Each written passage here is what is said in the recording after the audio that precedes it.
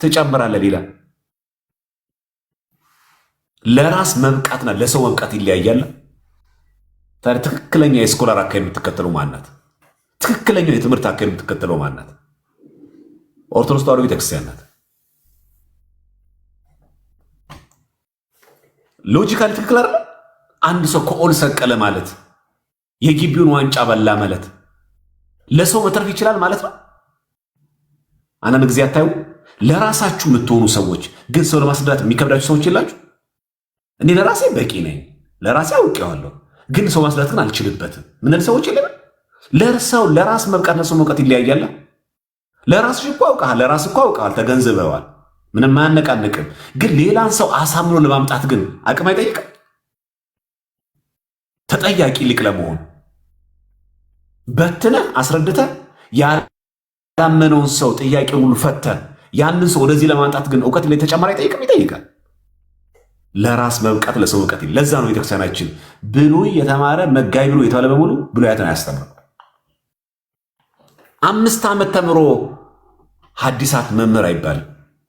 በቃ የሐዲሳት ምሩቅ ነው፣ የተማረውን ይሰብካል። ቁጭ አድርጎ ግን ሌሎችን ደቀ መዛሙርት ግን ለማስተማር ግን ብቁ አይደለም። ወንበር ዝገቱ ለማስተማር ሌላ ጉዳይ ነው። በተመሳሳይ ሃይማኖት አበው የተማረ ሰው፣ በተመሳሳይ መጽሐፍ መነኮሳት የተማረ ሰው ልክ እንደዛው ማለት እና አንድን ነገር ማወቅ ለራስና አንድን ነገር አውቆ ተጠያቂ ሊቅ መሆን ለሌላ ሰዎች ተርፎ መገኘት ሁለቱ ይለያያል። ስናሳጥረው የእኛን ቤተክርስቲያን አናወዳድቃት። እኛን አሁን ያወዳደቅናት የእኔ ቤቴው ብድግሮ የሰንበት ተማሪው መምህር የሆነባት እንጂ በቤተክርስቲያን ስርዓት ከመጣ እኔ መምህር በጭራሽ። ስለዚህ ቲክቶክ ላይ ስንመጣ እንደማንመጥናት እያወቅን መናገር አለብን። ሀቃቁ ስንነጋገር ማለት እንኳን የኔ ቤት አይነቱ የሰንበት ተማሪ አይደለም 5 ዓመትም ሐዲሳት 6 ዓመትም ብሉያትን ተምሮ መጋቢ ብሉይ መጋቢ ሐዲስ የተባለ ራሱ ወንበር ዘርግቶ ማስተማር አይችልም። ለመምህርነት ብቁ አይደለም፣ ተማሪ ለመሆን የበቃው የሚል ምልከት አላት ቤተክርስቲያን። ለዚህ እኮ ሊቀ ሊቃውንት ስምዐ ኮነ መልአክ የአራቱ ጉባኤያት መምህር፣ ሁሉም ሊቀ ሊቃውንት አይባልም። የአራቱ ጉባኤ መምህር ለመባል ሊቀ ሊቃውንት የመጽሐፍት መምህር መባልና በመጽሐፍት መመረቅ ይለያያል። የተመረቀው በመጽሐፍት ትርጓሜ ነው፣ ለግሉ በቂ ነው። ወንበር ዘርግቶ ግን እሱ የሚመስሉትን ግን ማስገኘት ግን አይችልም። ተጠያቂ ሊቅ አራቱንም ጉባኤያት የበላ መሆን አለበት። ስለዚህ በአካዳሚክ ብንመጣም በታሪክ ብንመጣም አምልኮተ እግዚአብሔርን በማስፈን ብንመጣም የእኛ ቤተክርስቲያን ሊቃውንት ቀላል ነበር። ቅድም አሳየኋችሁ 8ቱን ብሔረ ኦሪት ዮሐንስ አፈወርቅ ከኦሪት ዘፍጥረት ጀምሮ እስከ ራዕየ ዮሐንስ የተረጎመበት አለ ግዕዝ በግዕዝ። ኢብን ጠይብ የተረጎመው ከግሪክ ወደ ግዕዝ ተረጎመው ጠይብ የተባለው ግብፃዊ። የኛ ሊቃውንት ደግሞ ከግሪክ ወደ አረብኛ የተረጎመው፣ የኛ ሊቃውንት ደግሞ ከአረብኛ ወደ ግዕዝ ተረጎሙት። አሁን እሱ መጽሐፍ አለ በገዳማት። ምን አለ የኛ ሊቃውንት ወደ አማርኛ ብትረጉሙልን? አሁን አለ መጽሐፉ ጎግል ላይ እንኳን የለም እኮ ከአማዞን ካልገዛችሁ በስተቀር የለም። አማዞን ላይ መገኘቱንም እንጃ። ዮሐንስ አፈወርቅ ከኦሪት ዘፍጥረት ጀምሮ እስከ መጽሐፈ ሩት 8ቱ ብሔረ ኦሪት ማለት እነዚህ ናቸው። 5ቱ ኦሪት መጽሐፍቶች አሉ፣ ዘፍጥረት፣ ዘዳግም፣ ዘጸአት፣ ዘኍልቍ ምናምን የምንላቸው እና መጽሐፈ መሳፍንት፣ መጽሐፈ ኢያሱ እና መጽሐፈ ሩት 8ቱ ብሔረ ኦሪት ማለት እነዚህም ዮሐንስ አፈወርቅ የተረጎመበትን ከግሪክ ወደ አረብኛ ከአረብኛ ወደ ግዕዝ ተርጉመዋል። መቼ? ያኔ ዛሬ አይደለም። ከጉግል እኮ አይደለም፣ ከውጭ ሀገር አስመጥተው እኮ አይደለም። ምን ያክል ተሻጋሪ እንደነበሩ የኛ አባቶች። እኛ ዛሬ መጽሐፍ ብንጠቅስ ገና ሰርች አድርገን ምናምን አውጥተን መጋቢ ጎግል አግኝተን ነው። በንባብ የመጣ ነው ብዙ እውቀታችን። እውነታው አይደለም። የኛ አባቶች ግን አስቀምጠውልናል። አሁን ዛሬ የለም። ጎርጎርዮስ ዘንውስጥ የተረጎመው መኃልየ ሰለሞን በግዕዝ ተተርጉሞ ቁጭ ብሏል። ማን የተረጎመው? ካልዕ ሰላማ። ያኔ በዛ መብራት የሌለባት ኢትዮጵያ ኔትወርክ የሌለባት፣ ቴሌ ባልነበረበት፣ ዋይፋይ ባልነበረበት፣ ስልክ ባልነበረበት ዘመን ጎርጎርዮስ እኮ የውጭ ሀገር ሰው ነው። የምስራቅ ኦርቶዶክስ እኮ አባት ነው ጎርጎርዮስ ዘኑሲስ። ምስራቅ ኦርቶዶክስና ኦሪየንታል ተብሎ ከመከፈል በፊት የነበረ አባት እሱ መኃልየ ሰለሞን የተረጎመበትን የግሪኩን በአረብ በግዕዝ ተርጉሞ እኛ ጋር አለ፣ ግን ወደ አማርኛ አልተረጎመም። አንተን ታዲያ ዛሬ ከጎግል እና ያውም ደግሞ ከኒው አድቨርት ላይ እያየ የምትነግረው በዛ ዘመን እኮ ነው የውጭ ሊቃውንት ትርጉም ቁጭ ያደርጉት ሊቃውንት። አሁን ከኛ ምንድን የሚጠበቀው? ካልዕ ሰላማ የተረጎመውን የጎርጎርዮስ ዘኑሲን መኃልየ ሰለሞን የተረጎመበትን መናፍቃኖቹ ሰለሞን ለሚስቱ የጻፉ ነው ብሎ የሚሳለቁበት ይሄን እኮ በአማርኛ እኮ ተርጉሞ ቁጭ ያደርግልን እኮ አንድ ሊቅ እኮ አለቀ። ስለዚህ የኢትዮጵያ ኦርቶዶክስ ተዋሕዶ ቤተክርስቲያንን እናክብራት፣ እንውደዳት። መታደል ነው። የኢትዮጵያ ኦርቶዶክስ ምዕመን መሆን መታደል ነው፣ መታደል ነው። በእውነት መቼም ነው የማትገኘው። ስርዓቷ ትውፊቷ ምናምን ብሎ ብቻ መመጻደቅ አለም ታሪኳ ምናምን እኮ አይደለም። የጥንት የነበረን ሀቅ ማወቅ አለብን። ከጣዖት እኮ አይደለም የወጣ ነው። እኛ እንጨት ጠርቦ ድንጋይ ስናለዘው የነበረን ጣዖት ስናመልክ አልነበረም እኮ። እንደ ግብፅ ፒራሚድ እኮ ጣዖት አምልኮ እኛ ጋር አይደለም። በዛ ዘመን እንኳን እኮ እኛ እኮ አምልኮተ እግዚአብሔር አለ። በህገ ልቦና በህገ ኦሪት ደግሞ ስንቀየር ደግሞ እኮ እኛ እንዴት አይሆንም? እንዴት ነው ኦሪት ልክ አይሁዳውያን እንዳሉት ኦሪትን አንለቃትም፣ ግዝረትን አንለቅም እኮ አላለም። እኛ ይኸው ዛሬ ከሰሜን ጫፍ እስከ ደቡብ ከምስራቅ እስከ ምዕራብ በመላው ኢትዮጵያ የበግ የፍሪዳ መስዋዕት አይሰዋም። በመላው ኢትዮጵያ ወጥ ግጻዊ ያለን ነገ የኪዳነ ምሕረት ዕለት የሚቀደሰው ቅዳሴ ከሰሜን ጫፍ ደቡብ ጫፍ ከምስራቅ እስከ ምዕራብ ኢቭን በውጭ ሀገር የሚገኙ ኢቭን ጁቢት የምትገኛ ቤተክርስቲያን ወጥ የሆነ ወንጌል፣ ወጥ የሆነ ቅዳሴ፣ ወጥ የሆነ ምስባክ በዕለቱ ይሰበካል። ሊክሽነሪ ያለን ሊክሽነሪ ግጻይ ማለት ነው። ወጥነት ያለው አለ። የዕለቱ ወንጌል ከዕለቱ ስንክሳር ከዕለቱ ዝማሬ ጋር ከዕለቱ ወንጌል ከዕለቱ ምስባክ ጋር የተሰናሰለባት የትኛውም ወንጌል አልደረሰም የሚባል የኢትዮጵያ ክፍል ላይ የበግ የፍሪዳ መስዋዕት አይሰዋበት። የትኛውም ቦታ ላይ አይደረግም። ለምን? መስዋዕተ ኦሪት ተሽሯል። መስዋዕተ ወንጌል ተሰውቷል። ምንም ነገር የለንም። ፈጽሞ አይደረግም እንደዚህ። ማን አስገኘ? መጽሐፍ ቅዱስ ማን አሰጠው? አሁን ለምሳሌ ማን ሰጠ መጽሐፍ ቅዱስ? ፕሮቴስታንት ኢትዮጵያ ከገባ በኋላ ነው መጽሐፍ ቅዱስ የተሰራጨው። ማን አመጣ ይሄን መጽሐፍ ቅዱስ? በማን እጅ ነበር ይሄ መጽሐፍ ቅዱስ? ይሄ የኛ ሀብት ነው። ይህ የኛ ቤተክርስቲያናችን ታሪክ ነው። ለምን? እውነታው ስለሆነ ማለት። ስለዚህ ሁሉ ጊዜ ማወቅና መገንዘብ የሚገባን የራሳችን ነገር አክብሮ የራስን ነገር ተቀብሎ መሄድ። ሎጂካል ክርክር እኮ መከራከር እኮ ይቻላል።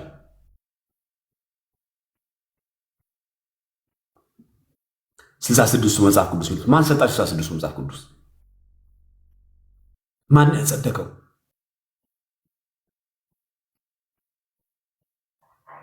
ማን ያጸደቀው? ኔቶ ነው? የብሪክስ ጉባኤ ነው ያጸደቀው? ዩናይትድ ኔሽን ነው ያጸደቀው? ማንም የለማ። ማን ያጸደቀው? ያንን መጽሐፍ ቅዱስ ላይ ሳለ 66ቱ መጽሐፍ ቅዱስ የሚል አለ መጽሐፍ ቅዱስ ላይ የለም። የጨመረ እኮ ይላል የሚሉት ሲጀመርም በራእይ ዮሐንስ ላይ ነው የሚገኘው። በዚህ ትንቢት መጽሐፍ ላይ ጨመረ ነው የሚለው። እንደው ቃሉ እንዳለ እንኳን እንውሰደው። የጨመረ ብቻ እኮ አይልም እኮ የቀነሰም እኮ ይላል። የትኛው የመጽሐፍ ቅዱስ ክፍል ላይ ነው መጽሐፍ ቅዱስ 66 ነው ያለው? በ66ቱ መጽሐፍ ቅዱስ ላይ 66ቱ መጽሐፍ ቅዱስ ይላል ራሱ ሲጀመር ማን ነው ያጸደቀው? ይሄንን የጸጥታው ምክር ቤት ነው ያጸደቀው? ዩናይትድ ኔሽን ነው ያጸደቀው? የእኛ ፓርላማ ነው ያጸደቀው? ፋኦ ነው ያጸደቀው? ወርልድ ቪዥን ነው ያጸደቀው? የየትኛው ዓለም አቀፍ ድርጅት ነው ይሄን አጽድቆ 66 ነው ብሎ ሰርቲፋይ ያደረገው? ማን ነው? እናንተ 80 ያዱ ብላችሁ ጨምራችኋል የምትሉት ሰዎች ማን ነው 66 ያለው ሲጀምር ከመነሻው? ልክ ቀድሞ የነበረው ሆኖ ኋላ የተጨመረ አድርገው የሚያቀርቡት የትኛው ነው እንደዚህ ያደረገው? እና ይሄ ነገሮች ከእውቀት የሚጎድሉ ንግግሮች ናቸው። ትዕቢትም የተሞላው አነጋገር ነው። ጠብቃን ያቆየችው ብሉይ 46 ሐዲሳት 35 80 ያዱ መጽሐፍ ቅዱስ ማን? ጥያቄው እዚህ ጋር ያለው በርደን ኦፍ ፕሩፍ ያለው እናንተ ጋር ነው። ለምን 66ቱ ነው እናንተ ጨምራችኋል እያላችሁ ነው አይደል? 66ቱ ለመሆኑ ማን ነገራችሁ? የትኛው የመጽሐፍ ቅዱስ ክፍል ላይ ነው ያገኛችሁት? በዚህ መጽሐፍ ላይ የጨመረ ያለው ብቻ ነው የሚለው የቀነሰ ሳይልም። እናንተ ላለመቀነሳችሁ ምን ዋስትና አላችሁ? ዓለም አቀፉ ማህበረሰብ ዓለም አቀፍ የተባለው የትኛው ነው? ሁማን ራይትስ ዎች ነው? የህዝብ ጠባቂ ተቋም ነው?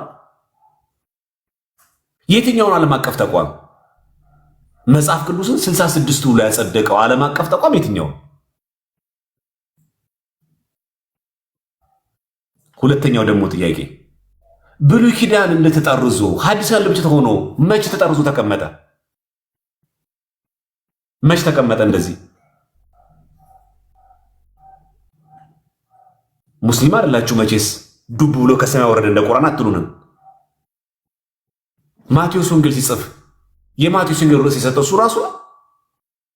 የማቴዎስ ወንጌል በምን አወቃችሁት? የሌላ ሐዋርያ ቢሆንስ? ማቴዎስ ወንጌል ላይ እኔ ማቴዎስ ጽፌያለሁ ይላል። የዕብራውያን መልእክት የጳውሎስን በምን አወቃችሁት? እኔ ጳውሎስ ጻፍኩት ይላል ዕብራውያን መልእክት ላይ። የሐዋርያው ቅዱስ ጳውሎስ መልእክት ወደ ዕብራውያን ሰዎች ላይ ጻፈው ማን ነው?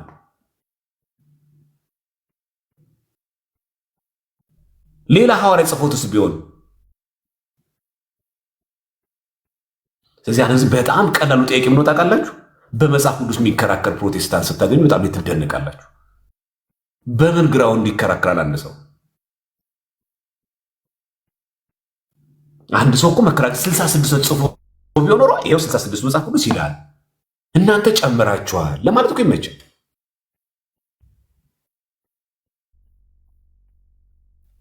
ስለዚህ ከሆነ የተጻፈበትን ማሳየት የለም፣ አንድም ቦታ ላይ የለም።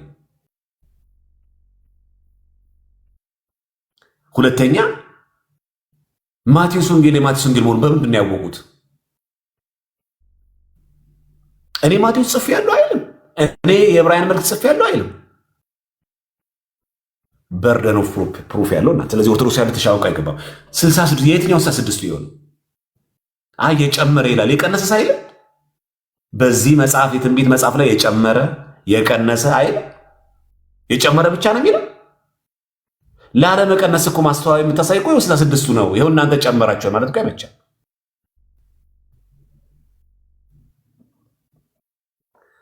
በርደን ኦፍ ፕሩፍ ያለው እናንተ ጋር ነው። ወደ አማርኛ ማን ተረጎመው? ፕሮቴስታንቶች። መጽሐፍ ቅዱስ ወደ አማርኛ ማን ተረጎመው? ኢትዮጵያዊ ጸሐፊ የለም መቼስ መጽሐፍ ቅዱስ ላይ። ማን ተረጎመው? ከዕብራይስጥም ከግሪክም ከላቲን ማን ተረጎመው ወደ አማርኛ? ማን ተረጎመው ወደ ግዕዝ? ፕሮቴስታንቶች ስትገቡ እኛ ደብቀ ነው እንዳይነበብ ከልክለን የነበረው እናንተ ናችሁ ወደ አማርኛ ተርጉማችሁ ያሰራጫችሁ እንጂ እኛ መጽሐፍ ቅዱስ አናነብም ነበር። በቅዳሴ ጊዜ ወንጌል የሚነበበው ፕሮቴስታንቶች ከገቡ በኋላ ነው ኢትዮጵያ ውስጥ። በቅዳሴ ጊዜ ወንጌል ሲነበብ ብዙ መብራት የሚበራው ፕሮቴስታንቶች ኢትዮጵያ ውስጥ ከገቡ በኋላ ነው። በቅዳሴ ጊዜ ምስባክ የሚሰበከው ከመዝሙረ ዳዊት ነው። ፕሮቴስታንት ኢትዮጵያ ውስጥ ከገቡ በኋላ የተሰበከው። በቅዳሴ ጊዜ ሰራይ ዲያቆኑ ከጳውሎስ 14 ምልክት ያነባል። ፕሮቴስታንቶች ኢትዮጵያ ውስጥ ከገቡ በኋላ ነው። መጽሐፍ ቅዱስ እኮ አታነቡም ስለምትሉ ፈርተን ነው። ቅዳሴ ጊዜ ላይ ከኢየሱስ ትእዛዝ ልዩ የሆነ ይከልከል የሚለው ጴንጤዎች ከገቡ በኋላ የተጻፈ ነው።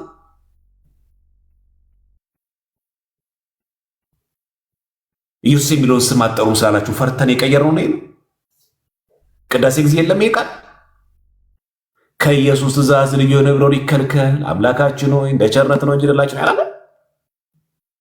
ካህናት ሲያሳርጉ ጌታችን አምላካችን መድኃኒታችን ኢየሱስ ክርስቶስ የካህናት አለቃ ጌታችን አምላካችን መድኃኒታችን ኢየሱስ ክርስቶስ። ፕሮቴስታንቶች ሲገቡ ነው ይህን ቃል መጠቀም የጀመርነው።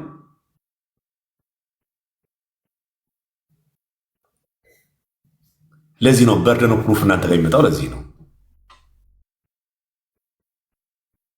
ኦ ሊቄ ኢየሱስ ክርስቶስ ይላል በቅዳሴ ጊዜ ካህኑ መምህር ኢየሱስ ክርስቶስ ይላል። ይሄ ሁሉ ቅዳሴ ሲቀደስ መጀመሪያ ለሚባል ነው ያው የቅዳሴ መግቢያው ላይ ፕሮቴስታንቶች ከመጡ በኋላ ነው የተነገረው ቃል።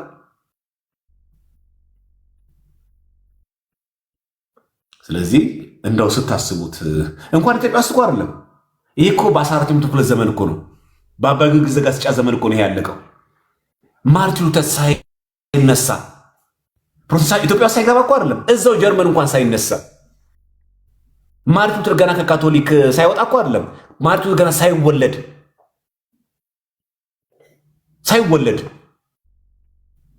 ኢትዮጵያ ውስጥ መጥተው ልክ መጽሐፍ ቅዱስ በግዕዝ ሲጻፉ በአማርኛ ተርጉሞ ለሕዝቡ ያዳረሱን ያሰራጩ ይመስል መጽሐፍ ቅዱስ ምን አይደል? ማን ላይ ሆናችሁ በምን ግራውንድ ላይ እና ኢትዮጵያ ውስጥ ሲገባ ፕሮቴስታንት የዛን ጊዜ መጽሐፍ ቅዱስ ግዕዝ ላይ ብቻ ነበር። እናንተ ናችሁ በአማርኛ የተረጎማችሁ። በምን የታሪክ ትውፊት?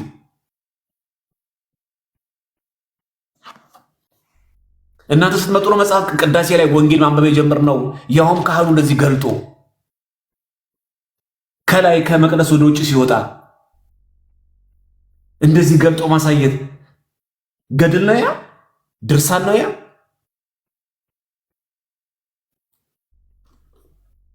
ለዚህ የኛ ቤተክርስቲያን ትውፊቷ፣ ትምህርቷ መጽሐፍ ቅዱስ እኮ እንዳለ የሚነበብባት ነው ቅዳሴው። ይሄው ዲያቆኑ ምስባክ ያቀርባል ከመዝሙረ ዳዊት። ሰራዬ ዲያቆን ማነው? ሰራዬ ቄሱ ወንጌል ያነባል። አራት ወንጌላውያን ከዕለቱ ጋር የሚስማማው አራት ወንጌል አለቁ። የሚያነበው ሰራዬ ካህኑ ነው። ቀጥሎ ምንድነው? ከአራት ወንጌል ቀጥሎ ምን አለ? የሐዋርያት ሥራ ይላል። የሐዋርያት ሥራ ንፍቅ ቄሱ።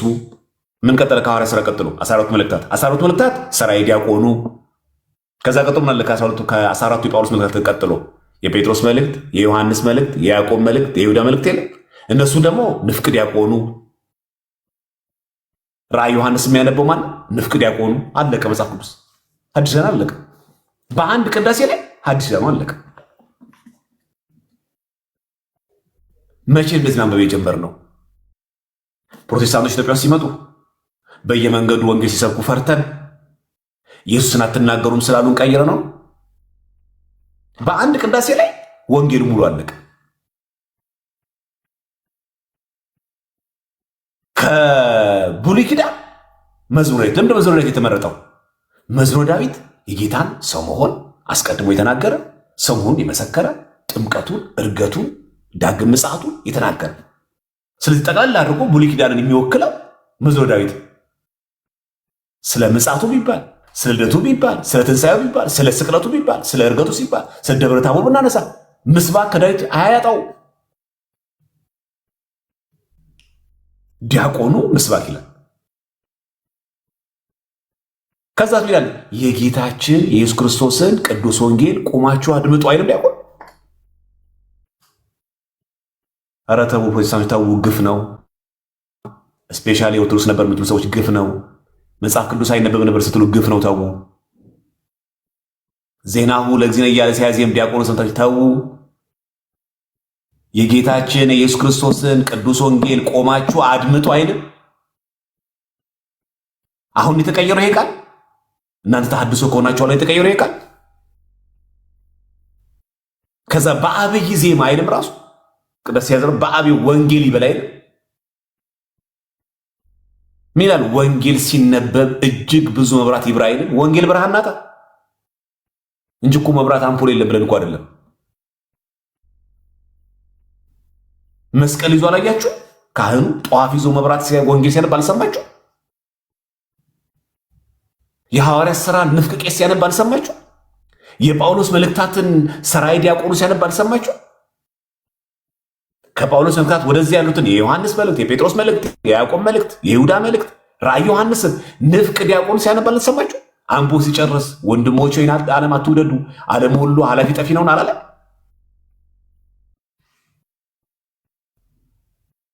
በየቀኑ ሐዲስ ይነበባል፣ በየቀኑ ብሉይ ይነበባል።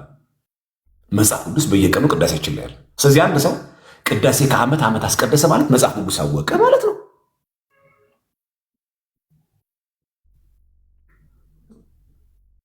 እና እችን ቤተክርስቲያን ነው እንግዲህ አሁን ወንጌል አታውቁ ክርስቶስ አልገባችሁ የምንባለው።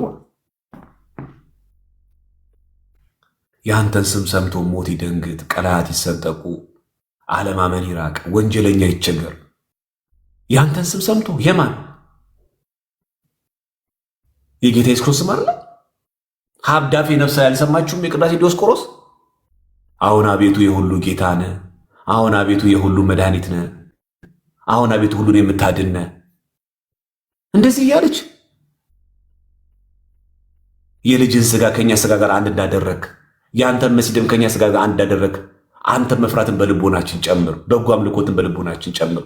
ስጋያን የምንሆን እኛ የስጋን ነገር እናስባለን፣ የስጋን ነገር እንሰራለን። አቤቱ አንተ የመንፈስን ነገር አስረዳን፣ የመንፈስን ነገር ምራን። እኛን ኃጥአንን ብትምረን መሐሪ ትባላለህና የቀደሙ በደላችን አታስብብን። አቤቱ ይቅርታ ፈጥኖ ይደረግልን። ከዛም ይላል ሀቤከ ንጸርህ፣ ወደ አንተ እንጮኻለን፣ ወደ አንተ እናለቅሳለን። ከዛ ለዓለም ዓለም ነው የሚያልቀው። ወደ እግዚአብሔር አትጸልዩ፣ ወደ እግዚአብሔር ይሄ ቅዳሴ ያዕቆብ እንትና ነው እኮ ዲዮስቆሮስ እኮ ሀቤከ ንጸርህ እኮ ነው የሚለው። ሀቤከ ነአወዩ፣ ሀቤከ ንትመሃለል፣ ወደ አንተ እንጮኻለን፣ ወደ አንተ እናለቅሳለን። ታዲያ ወደ ማን እናልቅስ? ታዲያ ወደ ማን እንጩህ?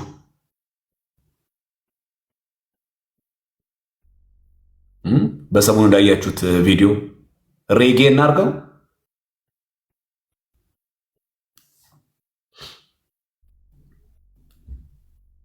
እንዴ? ከዚህ በለጠ አዎን አቤቱ የሁሉ ጌታ ነህ እያለች አዎን አቤቱ የሁሉ መድኃኒት ነው። ይሄው ቅዳሴያችን ላይ ለቆ ፕሮቴስታንቶች ከመጡ በኋላ የጨመር ነው አይደለም?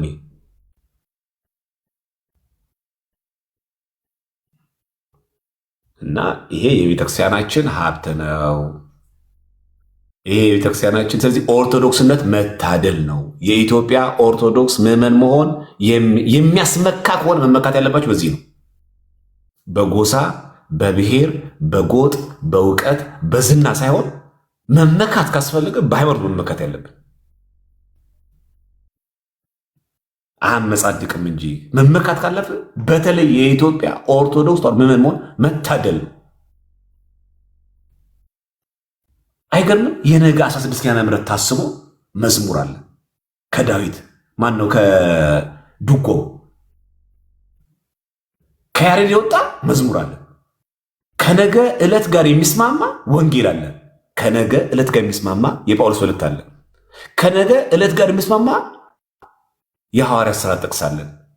ከነገ ዕለት ጋር የሚስማማ የዮሐንስ ራእይ፣ የጴጥሮስ መልእክት፣ የያዕቆብ መልእክት፣ የዮሐንስ መልእክት አለ። ከነገ መልእክት ጋር የሚስማማ ምስባክ አለ። ከነገ መልእክት ጋር የሚስማማ ስንክሳር አለ። ከነገ ዕለት ጋር የሚስማማ የዳዊት መዝሙር አለ። ምንም አንቀላውጥም እኛ ምንም መቀላወጥ ሳያስፈልገን እችንማ ከነግሪ እንውሰድ እንኳን ሳንል ነገ 16 ያነ ምሕረት ባለበት ደብር ከዕለቱ ጋር አብሮ መሄድ ደግሞ ክብሬቲ ያለ ቅኔ ይባላል። ክብሬቲ ማለት 4 ስንኝ ያለው 4 ቤት ክብሬቲ ከስጋ ወደሙ ክብር ከክርስቶስ መከራ ውጪ አይቻልም። 4 ስንኝ ናት። ቁርባን ሊወጣ ሲል የምትባል ናት። ክብሬቲ ትባላለች። ክብር ይገባዋል ማለት ነው። አንተ ግዕዝ ስለማትሰማ ተረት ተረት መሰለ። ክብርኢቲ እኮ ማለት እኮ የስጋ ወደሙን አማናዊነት ክርስቶስ ተሰቅሎ የነበረውን ከስቅለቱ ጋር እች ናት። ሌላ መናገር አይቻልም። ሰው ማወደስ አይቻልም በክብርኢቲ። ሌላ ርዕሰ ጉዳይ ቅዱሳንን ማውሳት አይቻልም። ክብርኢቲ ማለት የስጋ ወደሙን ክብርና ክርስቶስ በመስቀል ላይ ያደረገውን ማዳን የቆረውን ሰጋውን ስጋ ያፈሰውን ደምን የምትናገራት ክብርኢቲ የምትባል ከነገ ዕለት ከሚሰማ ራሱ አዲስ ነው። ክብርኢቲ አዲስ ነው። ከዕለቱ ጋር የሚሰማ ቀኔ ይቀኛል። አዲስ ኮፒ ፔስት አይደለም። 16 ኪዳነ ምሕረት ባለበት ደብር 50 ቢሆኑ 50 ቦታ ላይ 50 ሺህ ቢሆኑ 50 ሺህ ቦታ ላይ ክብርኢቲ ያለ ከዚህ ርዕሰ ከዚህ አውድ ያልወጣ ቅኔ አንድ አይነት ግን ያልሆነ። ከዛ ቀጥሎ ዕጣነ ሞገር አለን 11 ቤት የዕጣን ማሳረጊያ ማለት ነው። ኧረ እባካችሁ መታደል ነው። ኦርቶዶክስነት መታደል ነው። ምን ኮራበት ነው እንጂ ምን ቀላውጥበት አይደለም። ስለዚህ አንዳንዶቻችን ከኮፕቲክ እያሳነስናት ከሶሪያ ኦርቶዶክስ እያሳነስናት ጭራሽ አንድ ሰው አዲስ አበባ ከተማ ላይ እየኖረ 5 ኪሎ ቅድስት ማርያምን እየዘለለ ኮፕቲክ ሄጄ ያስቀድሳለሁ። ምን አተ ጥሩ በውጭ ሀገር ብንሆን ምንም ችግር የለውም። አሃተ ቤተክርስቲያን ሄዶ ማስቀደስ እንችላለን። የኛ ምን ሆነብን? አረብኛ ስለምትሰማ ነው የምታስቀድሰው። ዘ የግዕዝ ተሰጥኦ እዚህ ጋር መቀበል ከብዶ ሆነ። ምን አተ እዚህ ምን ጎድሎብን? እዚህ ምን አነሰብንና በሚስጥር ነው የምታንሰው? እና ብዙ ጊዜ የራስን ማንኳሰስ በጣም በጣም በጣም እኛ ጋር እየሰረጸ የመጣው ማለት እንጂ ሰው አረብ ሀገር ቢኖር አሜሪካ ቢኖር ኢቭን ደግሞ እንደምታውቁት እንትን ቢሄድ ለምሳሌ አውሮፓ ቢሄድ እንደዚህ የአረብ ሀገራትን ብትሄዱ ቤተክርስቲያን ስናጣ የሶሪያ ቤተክርስቲያን ሄደን ልናስቀድስ እንችላለን። አሃት ስለሆንን መቁረብ እንችላለን። ሄደን የግብፅ ኦርቶዶክስ ሄደን ማቆረብ እንችላለን። የአርመን ኦርቶዶክስ ሄደን መቆረብ እንችላለን። ማስቀደስ እንችላለን። ምንም ችግር የለውም። የሚከለከለን ሰው የለም።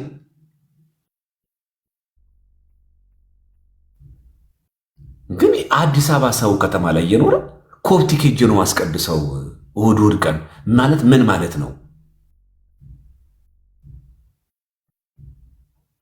ትርጉሙ ምንድን ነው? ለቤቴ ይቀርበኛል ነው? ቋንቋውን እሰማዋለሁ ነው? ወይስ የዛ ስጋው ደግሞ ይለያል ነው? ለጉብኝት ከሆነ ሰየው እና የራስን ማጣጣል እና በጣም አደገኛ አካሄድ ማለት ነው። ስለዚህ የራስን ማክበር ተገቢ ነው። ሌሎችን መናቅ አሃት ነን፣ በዶግማቲክ ትምህርት አንድ ነን፣ ምንም ችግር የለውም። የራስ ካለ ግን ለምን እኛ ኮፕቲክ ግብፅ ብንሄድ የኮፕቲክ ኦርቶዶክስ አንድ ክርስቲያን እኛ ግብፅ ውስጥ የኛ ቤተክርስቲያንና የኛ ቅዳሴ ቢቀደስ የግብፅ ኦርቶዶክስ ክርስቲያን ወደኛ ይመጣሉ? ያስቀድሳሉ? አይመጡም። ለምን? ቅዳሴውን ስለማይሰሙ፣ እኛ በግዕዝ ስለምናስቀድስ።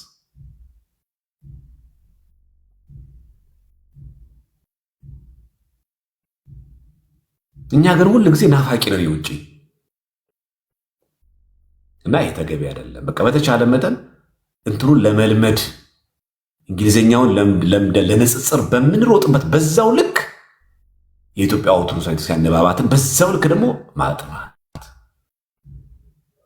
ከኔጌቲቭ ምልከታ መውጣት፣ በቃ ኢንክሉሲቭ መሆን፣ ግዕዙንም በደንብ ማወቅ፣ ትርጓሜ አንድምታውን በደንብ ማወቅ፣ የውጭ ሊቃውንቶች መጽሐፍ በደንብ ማወቅ። አሁን እኛ ጋር ያለው ወደ ውጭ ያጋደለ ነው፣ የቤቱን የረሳ ነው። መርሳቱ ብቻ ያለው ደግሞ ይመዝናል ጭራሽ። በእንግሊዝኛ ካላገኘው አንድ ነገር እንደ በቃ እንደ ውሸት አድርጎ የመቁጠር እንጂ እኔ በግሌ አላገኘሁትም። በቃ በግሌ አላገኘሁትም። እሱም ቅድም እንዳልኳችሁ ሃይማኖተ አበውን በግሌ ተገኝቶ አልተጽፎ አላገኘሁትም ለማለት ይሄ ተርጎሞ ከእንግሊዝኛ አይደለም ከአረብኛ ነው፣ አረብኛው የተረጎመው ከግሪክ ነው አላገኘሁትም ለማለት ቢያንስ 3 ቋንቋ ማወቅ ነበረብህ። ግዕዙ የግዕዙ ደግሞ የተረጎመው ከአረብኛ ነው፣ አረብኛ ደግሞ የተረጎመው ከግሪክ ነው፣ ግሪኩ ማወቅ ነበረብህ። ይሄን ሁሉ አይቶ ነው በእነዚህ መጽሐፍቶች አላገኘሁትም የሚባለው እንጂ ጉግል ላይ ሰርች አድርገን ስላጣ ነው አይደለም። አማዞን ገበያ ላይ ስላጣ ነው አይደለም። ይህም በጣም ማስተካከል አለብን ነው። ተአምረ ማርያምን በእንግሊዝኛ ቅጅ አጣሁት አይባልም። ሲጀምር ተአምረ ማርያም ተረጎሙ ከአረብኛ ነው። የአረብኛ ወደ ተአምረ ማርያም ቅጅ አይተህ ነው እኔ ባየሁት የተአምረ ማርያም የአረብኛ ቅጅ ላይ ይሄ የለም የሚባለው።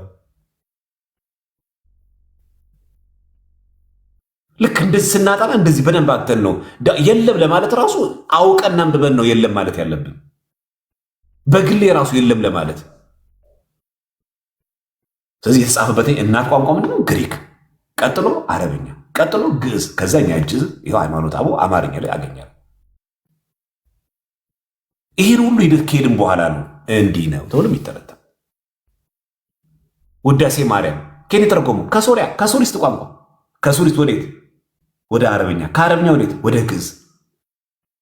ስለዚህ ውዳሴ ማርያም ላይ ይሄ ያለው የለም ለማለት ግዕዙ ማወቅ፣ ከግዕዙ በፊት አረብኛ ማወቅ፣ ከአረብኛ በፊት መጀመሪያ የሶሪያ ቋንቋ ማወቅ።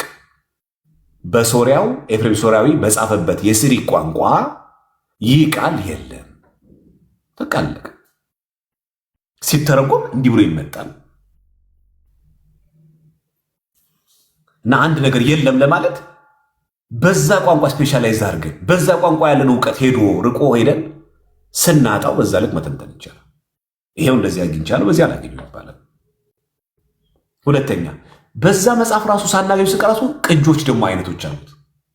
በአረብኛ የጻፉ የተለያዩ ቅጆች ደግሞ አሉት። የትኛው የስንት ዓመተ ምህረት የአረብኛው ቅጂ፣ የስንት ዓመተ ምህረት የሶሪያ ቅጂ። አሁን እኛ የምናነበው ኒው አድቨንት ላይ የምናገኘው የዮሐንስ አፈወርቅ ትርጓሜ ብንመለከት የተረጎመው ከግሪክ ነው፣ እንግሊዝኛ ላይ አሁን እኛ የምናየው። ስለዚህ የግሪክን ቋንቋ ማወቅ አለብን። ለምን ነው ፊሊፕ ስካፍን ብዙ ጊዜ የምንጠቀመው? ፊሊፕ ስካፍ እኮ ኦርቶዶክስ አይደለም። ምንም እንኳን ኦርቶዶክስ ባይሆኑ ፊሊፕ ስካፍ ግን ትርጉም ሲተረጉም በተቻለ መጠን ተአማኒ ሆኖ የተረጎሙ።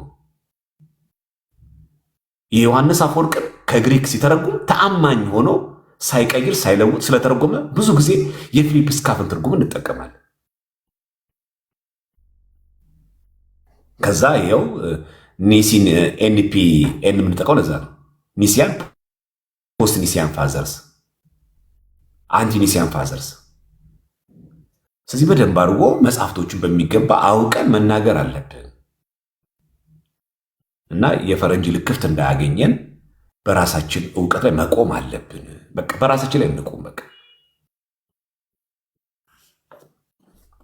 እና ያው ትልቁ ችግር ምንድነው? እኔ ማላውቀው ነገር አለ። ይህንን ቋንቋ ጥናት አላደረኩም። ስክነት ደግሞ ኦርቶዶክሳዊ ትምህርት ሁሌ ስክነት ይፈልጋል።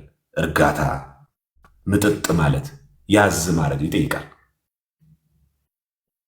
እንዲህ ብድግ ብሎ ስህተት ነው ብድግ ብሎ አሁን እኛ ገድለ እንጦንስ አለን። ማን የጻፈው? አትናቴዎስ ዘላይፍ ኦፍ አንቶኒ ብሎ። ይሄ ዘላይፍ ኦፍ አንቶኒ እኮ በእንግሊዝኛ የተተረጎመ ነው። መጀመሪያ ምን ነበር? አረብኛ። እኛ ቤተክርስቲያን ሊቃውንት ግን ሄደው ይኸው ዛሬ ገድለ እንጦንስ እጃችን ላይ በግዕዝም በአማርኛ ተርጉሞ እናገኛለን ገበያ ላይ። የግዕዙን ብትመለከቱ ዮሐን እንትና ከጻፈው አትናቴዎስ ከጻፈው ጋር ልክክ ያለ።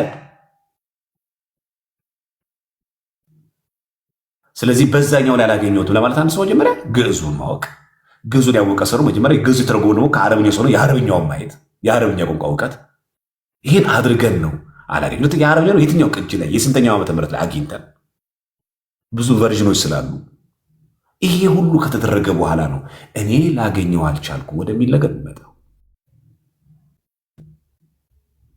እንጂ እኛ ባላገኘነው ነገር ለኛ ባላነበረው ላይ በስማ በለው ወይ ደግሞ በዚች በቲክቶካችን ወይ ደግሞ በጉግላችን ሰርቺንግ አጣው ስንል ሚዛናዊ አያደርግም።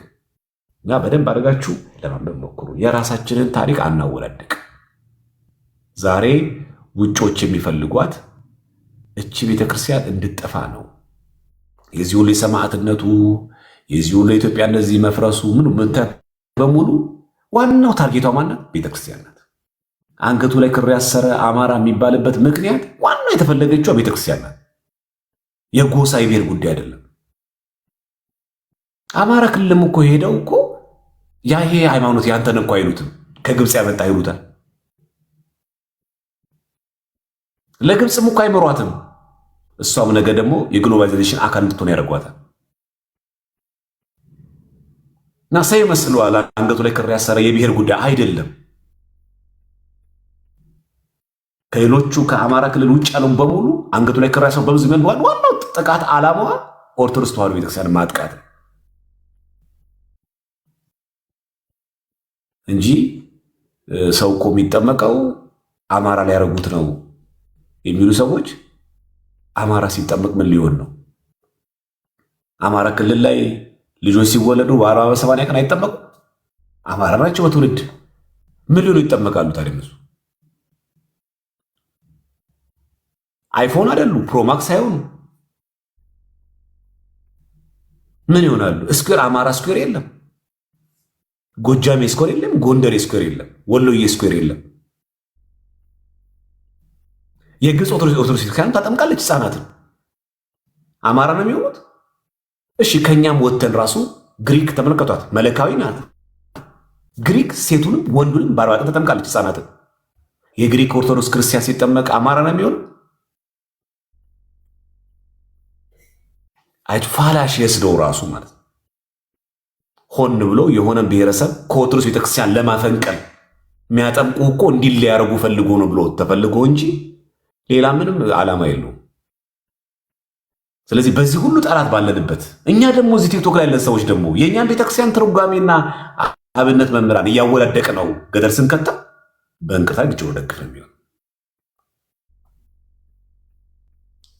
ስለዚህ ዕቅበተ እምነት ስንሰራ እኛ ማንን? የኢትዮጵያ ኦርቶዶክስ ተዋሕዶ ቤተክርስቲያን ምእመን። እኔ ማነኝ? ማን የሰጠኝ ክህነት? የኢትዮጵያ ኦርቶዶክስ ተዋሕዶ ቤተክርስቲያን። እኔ የኢትዮጵያ ነኝ። የራስን ሃይማኖት፣ የራስን አስተምህሮ፣ የራስን ባህል፣ የራስን ሀገር ማክበር መውደድ፣ ተጨማሪ ደግሞ አዲሽናል ደግሞ እንጨምራለን። ከሃታ ቤተክርስቲያናት እንጨምራለን። እነሱም እንኳ አላቸው። አስፈላጊ ከሆነ ከሉተራውያንም እንጨምራለን። ሉተራውያንም እኮ እንዲያደርጋሉ ብለን ለምሳሌ ኦገስት 15 ሉተራውያን ሴንትስ ካላንደር ላይ ምን ያከብራሉ? ሴንት ሜሪ ዘማዘሮፍ ጋር ይላሉ እኮ ቀን ቆጥረው ቀን ሰጥተው ለማጠቃሻ ላይ ጠቅሶ ትችላለን። ሉተራውያን እኛ አሁን በ21 ማርያም ናት፣ በ16 ኪዳነ ምሕረት እነሱ ኦገስት 15 ያውም እኮ ፍልሰታ ቀን ነው። ኦገስት 15 የሉተራውያን ሴንት ካላንደር ላይ ኦገስት 15 ሴንት ሜሪ ማዘሮፍ ጋር ነው የሚለው። ቀኖች ሁሉ የጌታ አይደል? ሴፕቴምበር 29 ቅዱስ ሚካኤልና የሁሉ መላእክት ቀን፣ ጁን 29 ሴንት ፔተር ኤንድ ፖል የቅዱስ ጴጥሮስና የቅዱስ ጳውሎስ ዕለት። ኦገስት ጁን ማነው ጁን 29 የቅዱስ ጴጥሮስና የቅዱስ ጳውሎስ ዕለት። ሴፕቴምበር 29 የቅዱስ ሚካኤልና የሁሉ ቅዱሳን መላእክት ዕለት። ኦገስት 15 የእመቤታችን ዕለት። የቱ ጋር የመጽሐፍ ቅዱስ ክፍል ነው ያለው? ልክ እኛን ከመጽሐፍ ቅዱስ አትውጡ እንደምትሉ ኦገስት 15 የእመቤታችን ቀን ብላችሁ ማን ወስኑ አላችሁ? የትኛው መጽሐፍ ቅዱስ ክፍል ላይ እንደዛ የሚለው? ሉተራን ትክክል ናቸው። ሴፕቴምበር 29 የቅዱስ ሚካኤልና የሁሉም ቅዱሳን መላእክት ቀን የሚለው ማን የነገራቸው? መጽሐፍ ቅዱስ ሴፕቴምበር 29 የቅዱስ ሚካኤል በል ነው ይላል። ጁን 29 የቅዱስ ጴጥሮስና የቅዱስ ጳውሎስ ዕለት ይላል። ምኑ ጋር ነው ወንጌል ላይ ወይ ደግሞ መጽሐፍ ቅዱስ ክፍል ሐዲስ ኪዳን ላይ ጁን 29 የቅዱስ ጴጥሮስና የቅዱስ ጳውሎስ ቀን የሚለው? ልክኛ እንደምትጠይቁት 21 ማርያም ነው ጥቅስ አሳየኝና ኦርቶዶክስ ሆናለሁ እንደምትሉት 12 ሚካኤል ነው በለኝና ዛሬ ኦርቶዶክስ ሆናለሁ የምትሉት። ሃምበርግ ጀርመን ላይ የሉተራን ቤተክርስቲያን የለም የቅዱስ ሚካኤል? ሃምበርግ ጀርመን ላይ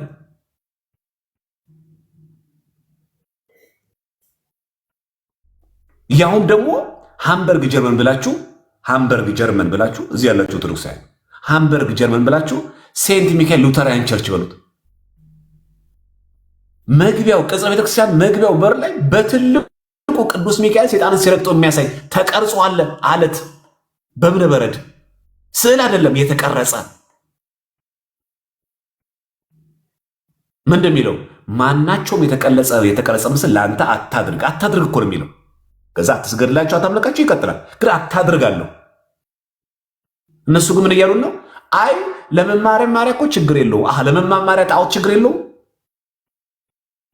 ስዕል ጣዖት ከሆነ ባንሰግድለትም ባናመልከውም ካስቀመጥ ነው አታድርግ እኮ ይላል። ከዛ ቀጥሎ እኮ ነው አትስገድላቸው፣ አታምልካቸው የሚለው። አታድርግ ከተባለ አታድርግ ነው።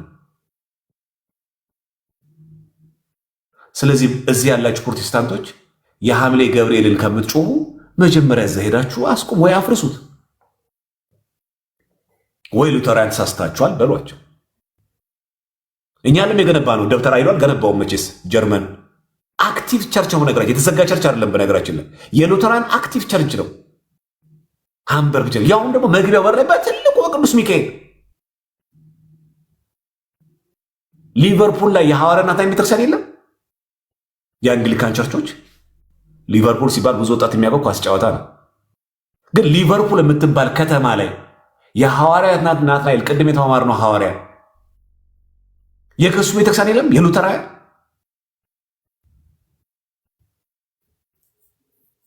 በቅዱሳን ስም ቤተክርስቲያን አንጹ የሚለው ማጋ ነው። ስለዚህ ለማጣቀሻ ልንጠቀሙ እንችላለን። ባጭሩ ካስፈለገ ልክ እንደዚህ እያደረጉ ለንጽጽር ሊቀርብ ይችላል። መጀመሪያ ግን የራሳችን ምክንያት ማቅረብ አለብን። ለምን በቅዱሳን ስም ቤተክርስቲያን እናንጻለን? ለምን በቅዱሳን ስም ቤተክርስቲያን ይተሰራል? ለምን ስዕል እንጠቀማለን? ሰው አውራት እንችላለን። እኔ ለዚህ ነው የምላችሁ የኢትዮጵያ ፕሮቴስታንቶች ዝም ብለው ነው ያሉት። እውነት ኢትዮጵያ ውስጥ ያሉ ፕሮቴስታንቶች በቃ ዝም ብለው ነው የሚኖሩት። እንደው በቃ አጉል ልማድ ኖሯቸው እኛን ይጠላሉ እንጂ ማለት ነው። በእውነት መቃወም ያለባቸው ማለት ነው ራሳቸውን ነው፣ እኛን አይደለም። በእውነት ከኛ ጋር ለም ጉዳይ መሆን ያለበት በቃ ነው። ከተቃወማችሁ አይቀር መጀመሪያ መቃወም ያለባችሁ የራሳችሁ ሰው መቃወም ያለባችሁ የራሳችሁ ማለት ነው። ለዛ ያለው ተቃውሞና ከዛ ወደኛ ይመጣል። አቡነ ቡቺ እያላችሁ ከአንገቱ በላይ የውሻ ከአንገቱ በታች ምናምን የምትሉት አንግሊካን ቸርቾች የላችሁ? ሴንት ክርስቶፎሮስ ቸርች የላችሁ ወይ? ቀለሜ ኤርሚያስ አበበ ወይ ወዳጆች ካላችሁ አፍርሱታ ሄዳችሁ የአንግሊካን ቸርቾችን። ሴንት ክርስቶፎሮስ ያሁን ደግሞ ከነስዕሉ ነው ቁጭ ያደረጉት እነሱ ከነስዕሉ። የኢትዮጵያ ኦርቶዶክስ ተዋሕዶ ቤተክርስቲያን ጭራሽ ብላችሁ ከአንገት በላይ የውሻ አድርጋችሁ አፍርሱታ። እኛ እኮ የቅዱስ ክርስቶፎሮስ ቤተክርስቲያን እኮ የለንም ኢትዮጵያ ውስጥ። ቤተክርስቲያን ውስጥ የቅዱስ ክርስቶፎሮስ ቤተክርስቲያን እኮ የለንም እኛ። ሴንት ክርስቶፎሮስ ብላችሁ አንግሊካን ቸርች ስትሉት ያወጣላችኋል ከነ ስዕሉ። ያው ዶት ኦርግ ነው፣ ዝም ብሎ ዊኪፒዲያ ላይ አይደለም። ስለዚህ ኢትዮጵያ ውስጥ ያላችሁ ፕሮቴስታንቶች መጀመሪያ እኛ ስናረገው ነው የሚመቸን፣ እናንተ ስታረጉት ያስጠላናል ከሆነ በስተቀር እንዲህ ሊሆን አይችልም። ለንጽጽር ልናቀርቡ ልክ እንደዚህ ልናጣቀስ እንችላለን። ከአኃት ቤተክርስቲያናትም ልክ እንደዚህ ልናጣቀስ እንችላለን። ዋናው አይዲያ ምንድን ነው? የኢትዮጵያ ኦርቶዶክስ ተዋሕዶ ቤተክርስቲያንን በደንብ አድርገን እንደዚህ አውቀን በሚገባ ትምህርቷን ተረድተን ከዛ ለማጣቀሻነት ማሳየት ይቻላል። እንደዚህ ከአኃት ቤተክርስቲያናት፣ ከኢስተርን ኦርቶዶክሶች፣ ከፕሮቴስታንት ዲኖሚኔሽን ማሳየት ይቻላል። የራሳችን ግን አውቀን ጠንቅቀን ተረድተን በሚገባ እዚህ አለት ላይ ቆመን መሆን አለበት እንጂ ግዕዝ ስናይ የሚነስረን ከሆነ፣ ግዕዝ ስናይ ጥርጣሬ የሚያድርብን ከሆነ፣ ግዕዝ ስናይ በቃ በመጥፎ ነገር የምናየው ከሆነ ይሄ ለእኛ አስቸጋሪ ነው የሚሆነው። ስለዚህ በጣም አይምሯችን ሰፋ አድርገን በእውቀት የበሰልና ያደግን ሰዎች መሆን አለብን። የማስረጃ ሰዎች መሆን አለብን ለማለት ያክል ነው ይህ ሁሉ የተነተንኩት እና የእኛም ቤተክርስቲያን አባቶች ምስጋና ይድረሳቸው፣ በእውነት ሊመሰገኑ ይገባል። ዛሬ ኢትዮጵያ ወጥነት ባላት መንገድ ስርዓተ አምልኳ እንዲኖር ያደረጉት የኢትዮጵያ ኦርቶዶክስ ቤተክርስቲያን አባቶቻችን የሚጨበጨብላቸው የሚደነቁ ናቸው። ማህሌቱ የሚገርም ነው እውነት። ማህሌት እኮ ራሱ ሌላ እኮ ስብከት ይወጣል። የገብርኤል ቀን 30 ተረት ከምናወራበት እኮ ለህዝቡ ማህሌት ላይ የተባሉትን ዚቁን፣ መልኩን፣ ወረቡን እኮ ብንሰብከው ሌላ እኮ ሚስጥር ነው። በዕለቱ የተነበው ወንጌል መልእክት ብናመሰጥር እኮ ሌላ ወንጌል ነው። የሚገርም እኮ። ስለዚህ በድህነት በኢኮኖሚ በትዳር ብላችሁ የራሳችሁ ምት አትቀይሩ። አጽድታችሁ ያዙት። በቃ በደንብ ማክተና በርትተን እንያዘው። አንቀላውጥ። ሚኒሶታ ያላችሁ ኢትዮጵያውያን ፓትሮን ሴንቷ ጠባቂዋ ቅዱስ ማን ነው? ጴጥሮስ አይደል? ዩኤስኤ እኮ ነው። ልክኛ ስናደርገው ኢትዮጵያ አስራት ሀገሯ ናት እመቤታችን ስንል እንዴት ታደርጋላችሁ? ይሄ በአዳም ነው ከይዘ እንትናምን በቃ የደብተራ መንፈስ።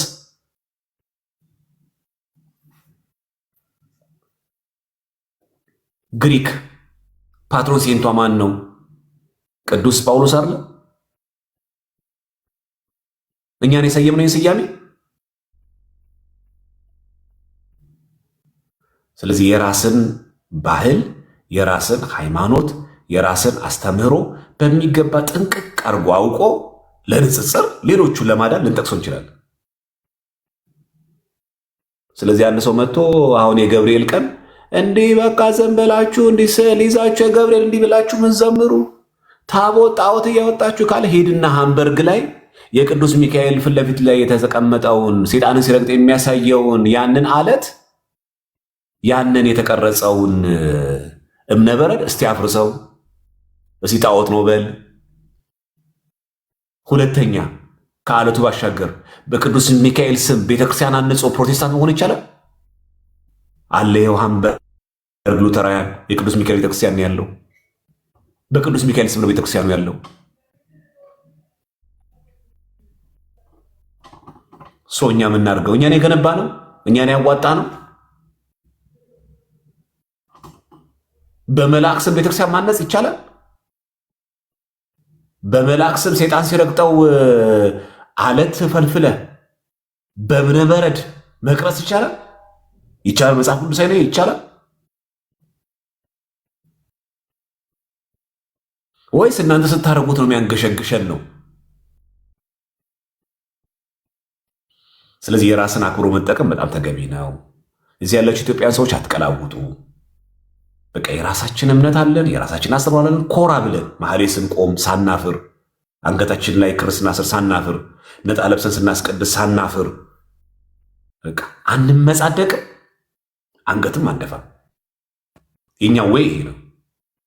በማንም ላይ አንመጻደቅም፣ ማንም ደግሞ አንገታችን አያስደፋንም። በማንም ላይ አንቆራራም፣ ማንም ደግሞ አንገት አያስደፋንም። የሰለጠንክ አይደለ እንዴ መጽሐፍ ቅዱስ ያነበብክ እንዴ ቢልህ ማሳየት ትችላለህ። ስለዚህ በማንም አንመጻደቅም፣ ማንም ላይ መኮራረትም አያስፈልገንም፣ ማንም ደግሞ አንገት ደግሞ አያስደፋንም። አንገቴ ላይ ክሬ እንዳይታይ ምናምን የሀገር እንደዚህ በቃ ቁልልፍ አላረግም። እንደ ትዕቢተኛ ሰው ደግሞ የሀገር መስቀል እዚህ ጋር ደግሞ እንደዚህ ደግሞ አይካሄድም። ኦርቶዶክስ ማለት ትክክል ነው፣ ልክነት ነው ኦርቶዶክስ። አንዳንድ የምንመጻደቅ ሰዎች አለ የሀገር 3-4 ምናምን ክራሻን እዚህ ጋር ምናምን አድርገን እንደዚህ ጢባር የማያስፈልገው ክሬ እንዳይታይ መሻቅ የማያስፈልገው በቤተክርስቲያን በር ስታልፍ ማማተብ አለብህ። ክርስቲያን ነህ። በምታውቀው ካህን መሳለምም አለብህ። ክርስቲያን ነህ። የሚያሳፍር ነገር የለም። ምግብ ቤት ስትበላ ባርከ አማትበህ ትበላለህ። የሚያሳፍር ነገር የለም። አንገት የሚያስደፋ ምንም ነገር የለም። በማንም ለመታበይም አያስፈልገንም። እና ቢሮ ላይ ብንገባ አንሸማቀቅም። መንገድ ላይ አንሸማቀቅም። ስርዓት አምልኮ ስንፈጽም አንሸማቀቅም። ሲጠይቁን በአግባብ ኦርቶዶክሳዊ በሆነ ስነ ምግባር እንመልሳለን። ያውም ደግሞ በእነሱ ሜዳ ላይ ሆነ። እዚህ የተቀረጸ ምስል አታድርግ ከተባለ አታድርግ ነው። መስቀሉ ምንድን እነሱ ጋር ያለው የተቀረጸ ነው አይደለም። ቤተ ክርስቲያን ስትሰሩ ቸርቻችሁ ላይ መስቀል አድርጎ የሚል ጥቅስ አለ? ለምን የተቀረጸ ነገር ያደርገው? ማናቸውም ነገር ይላል።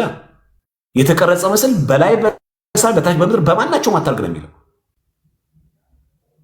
እስቲ አውርዱት። ይህል መጋዘን ነው የሚሆነው። እስቲ አውርዱት እሱ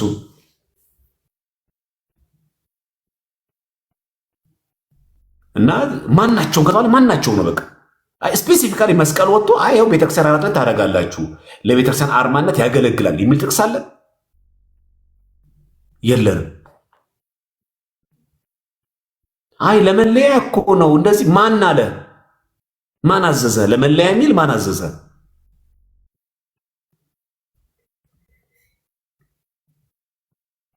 ስለዚህ በካራቴ ማን ያለ ሀጋንን ታውጣ?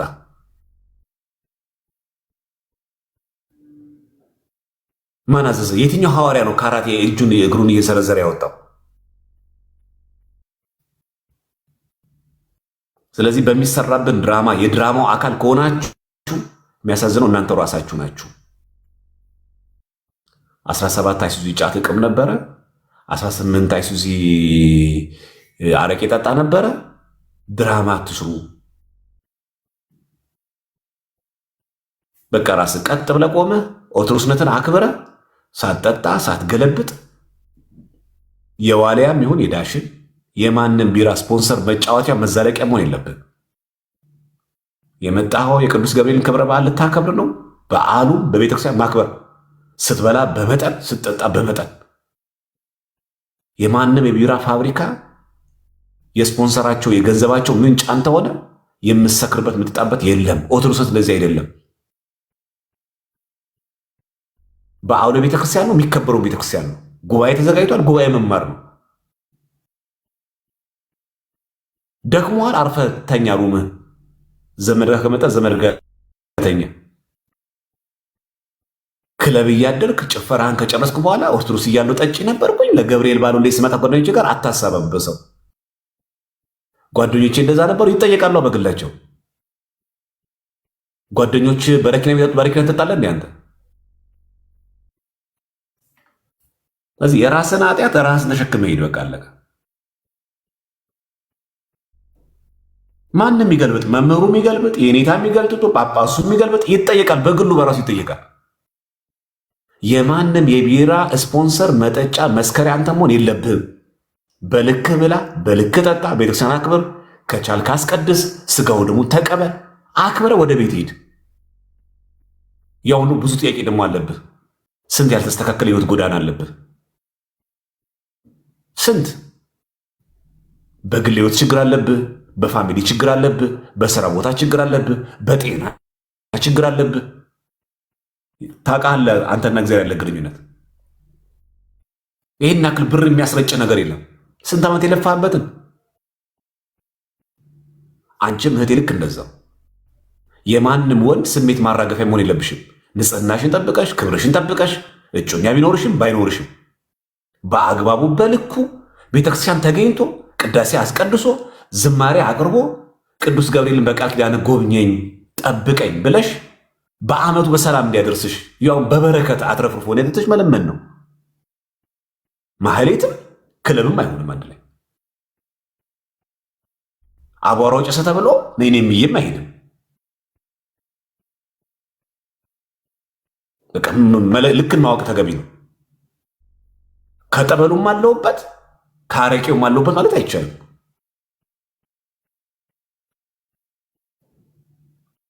እና እጣን እየሸተትን ጋንጋንም እየሸተትን አይሆንም። የማንንኛ ስለዚህ እሁድ ቀን በዓሉ መዋሉን አስመልክቶ የዝሙት የመጠጥ የጭፈራ መሆን የለበትም። የጤና ችግር ካለብህ ማህሌት የማያስቆም ችግር ካለብህ አርፈ ቤት ተኛ። አርፈሽ ቤትሽ ተኝ። እጮኛዬ ነው ብለሽ አብሮ ማድር አይቻልም። አንቺ ጠንካራ ብትሆኚ ጠንካራ አይደለም። በገብርኤል ሐሳቡ ንጽህናን ማሳደፍ አይገባም።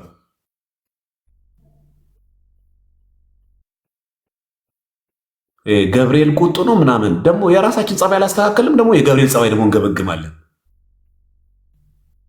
ማን ነው አንተ ገብርኤልን ቁጡ ያደረገው እና ምናምን ሌላው ማን ነው እንደዚህ ያዘዘ? የትኛው ቤተክርስቲያን መጽሐፍ ላይ እንደዚህ ያለው? የራስን አመል አልቻልክም። ቁጡ ነው ተናዳጅ ነው ትላለህ። ተናዳጅና ቁጡማ ቢሆን ኖሮ ማያሳይህ ነበር እኮ። የገብርኤል ክብረ በዓል ላይ ምንሰራው እኮ ኃጢአትና ግዱፍ እኮ ቁጡ ቢሆን እኮ ያሳየን ነበር።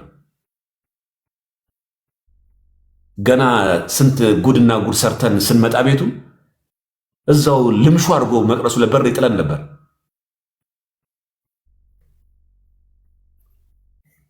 የራሳችን ጸባይ ደግሞ አላስተካከልም። ደግሞ ገብርኤል ቁጡ ነው ደግሞ ይላል። መጀመሪያ የራሳችን ጠባይ እናስተካከል።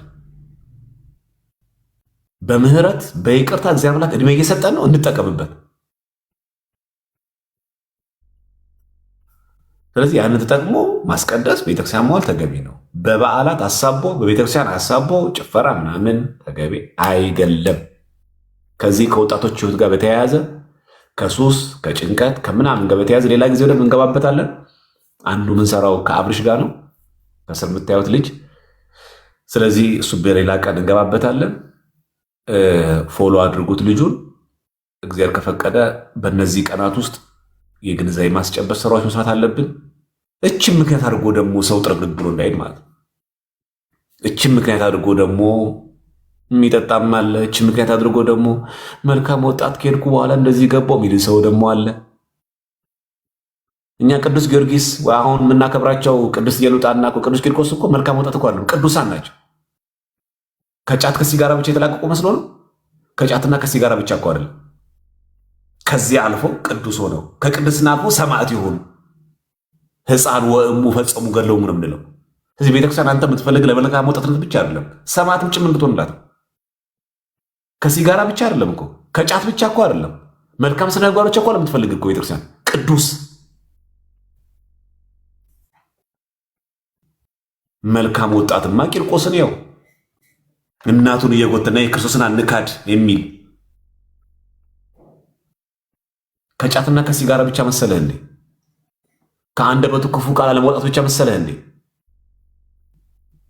አምነዋለሁ እግዚአብሔርን ብቻ ማለት ብቻ መሰለህ እንዴ? ነይ እናቴ አትፍሪ፣ አይዞሽ፣ ገድላችን እንፈጽም። ክርስቶስን ክደን በንጉሱ ከምንከበር ክርስቶስን አምነን በሰማዕትን ብናርፍ ይሻላል። እባክን አምላኬ ሆይ የእናቴን ፍርሃት አርቀ መንፈሳዊ ድፍረትን አድላት። መልካም ወጣት ከፈለክማ የገብርኤል ቀና ትሰማዋለህ፣ ታሪኩን ትሰማዋለህ፣ ገድሉን።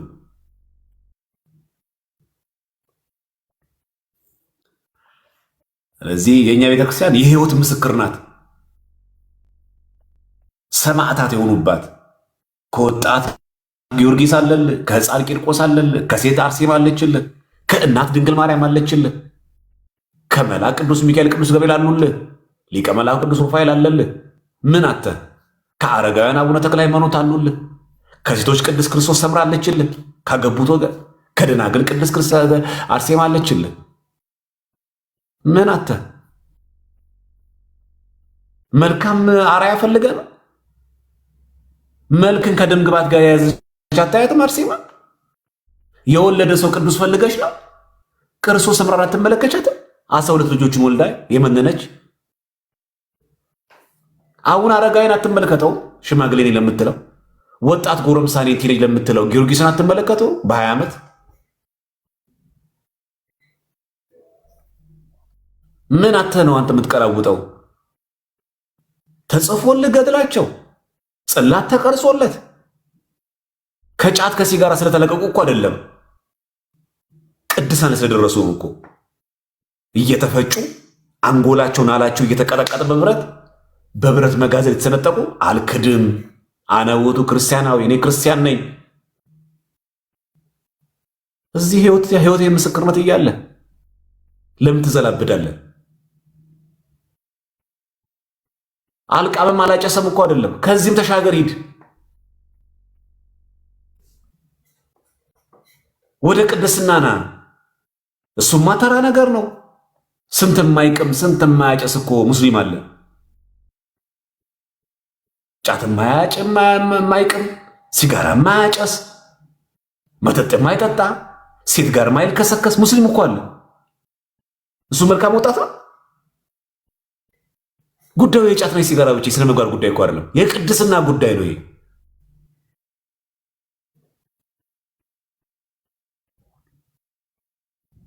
ስለዚህ የእኛም ቤተክርስቲያን በሚገባ አውቀናት በሚገባ መኖር አለብን። ከሳክስ ህይወት ውጡ። በቃ አለቀ። በቃ ከውሸት ህይወት በቃ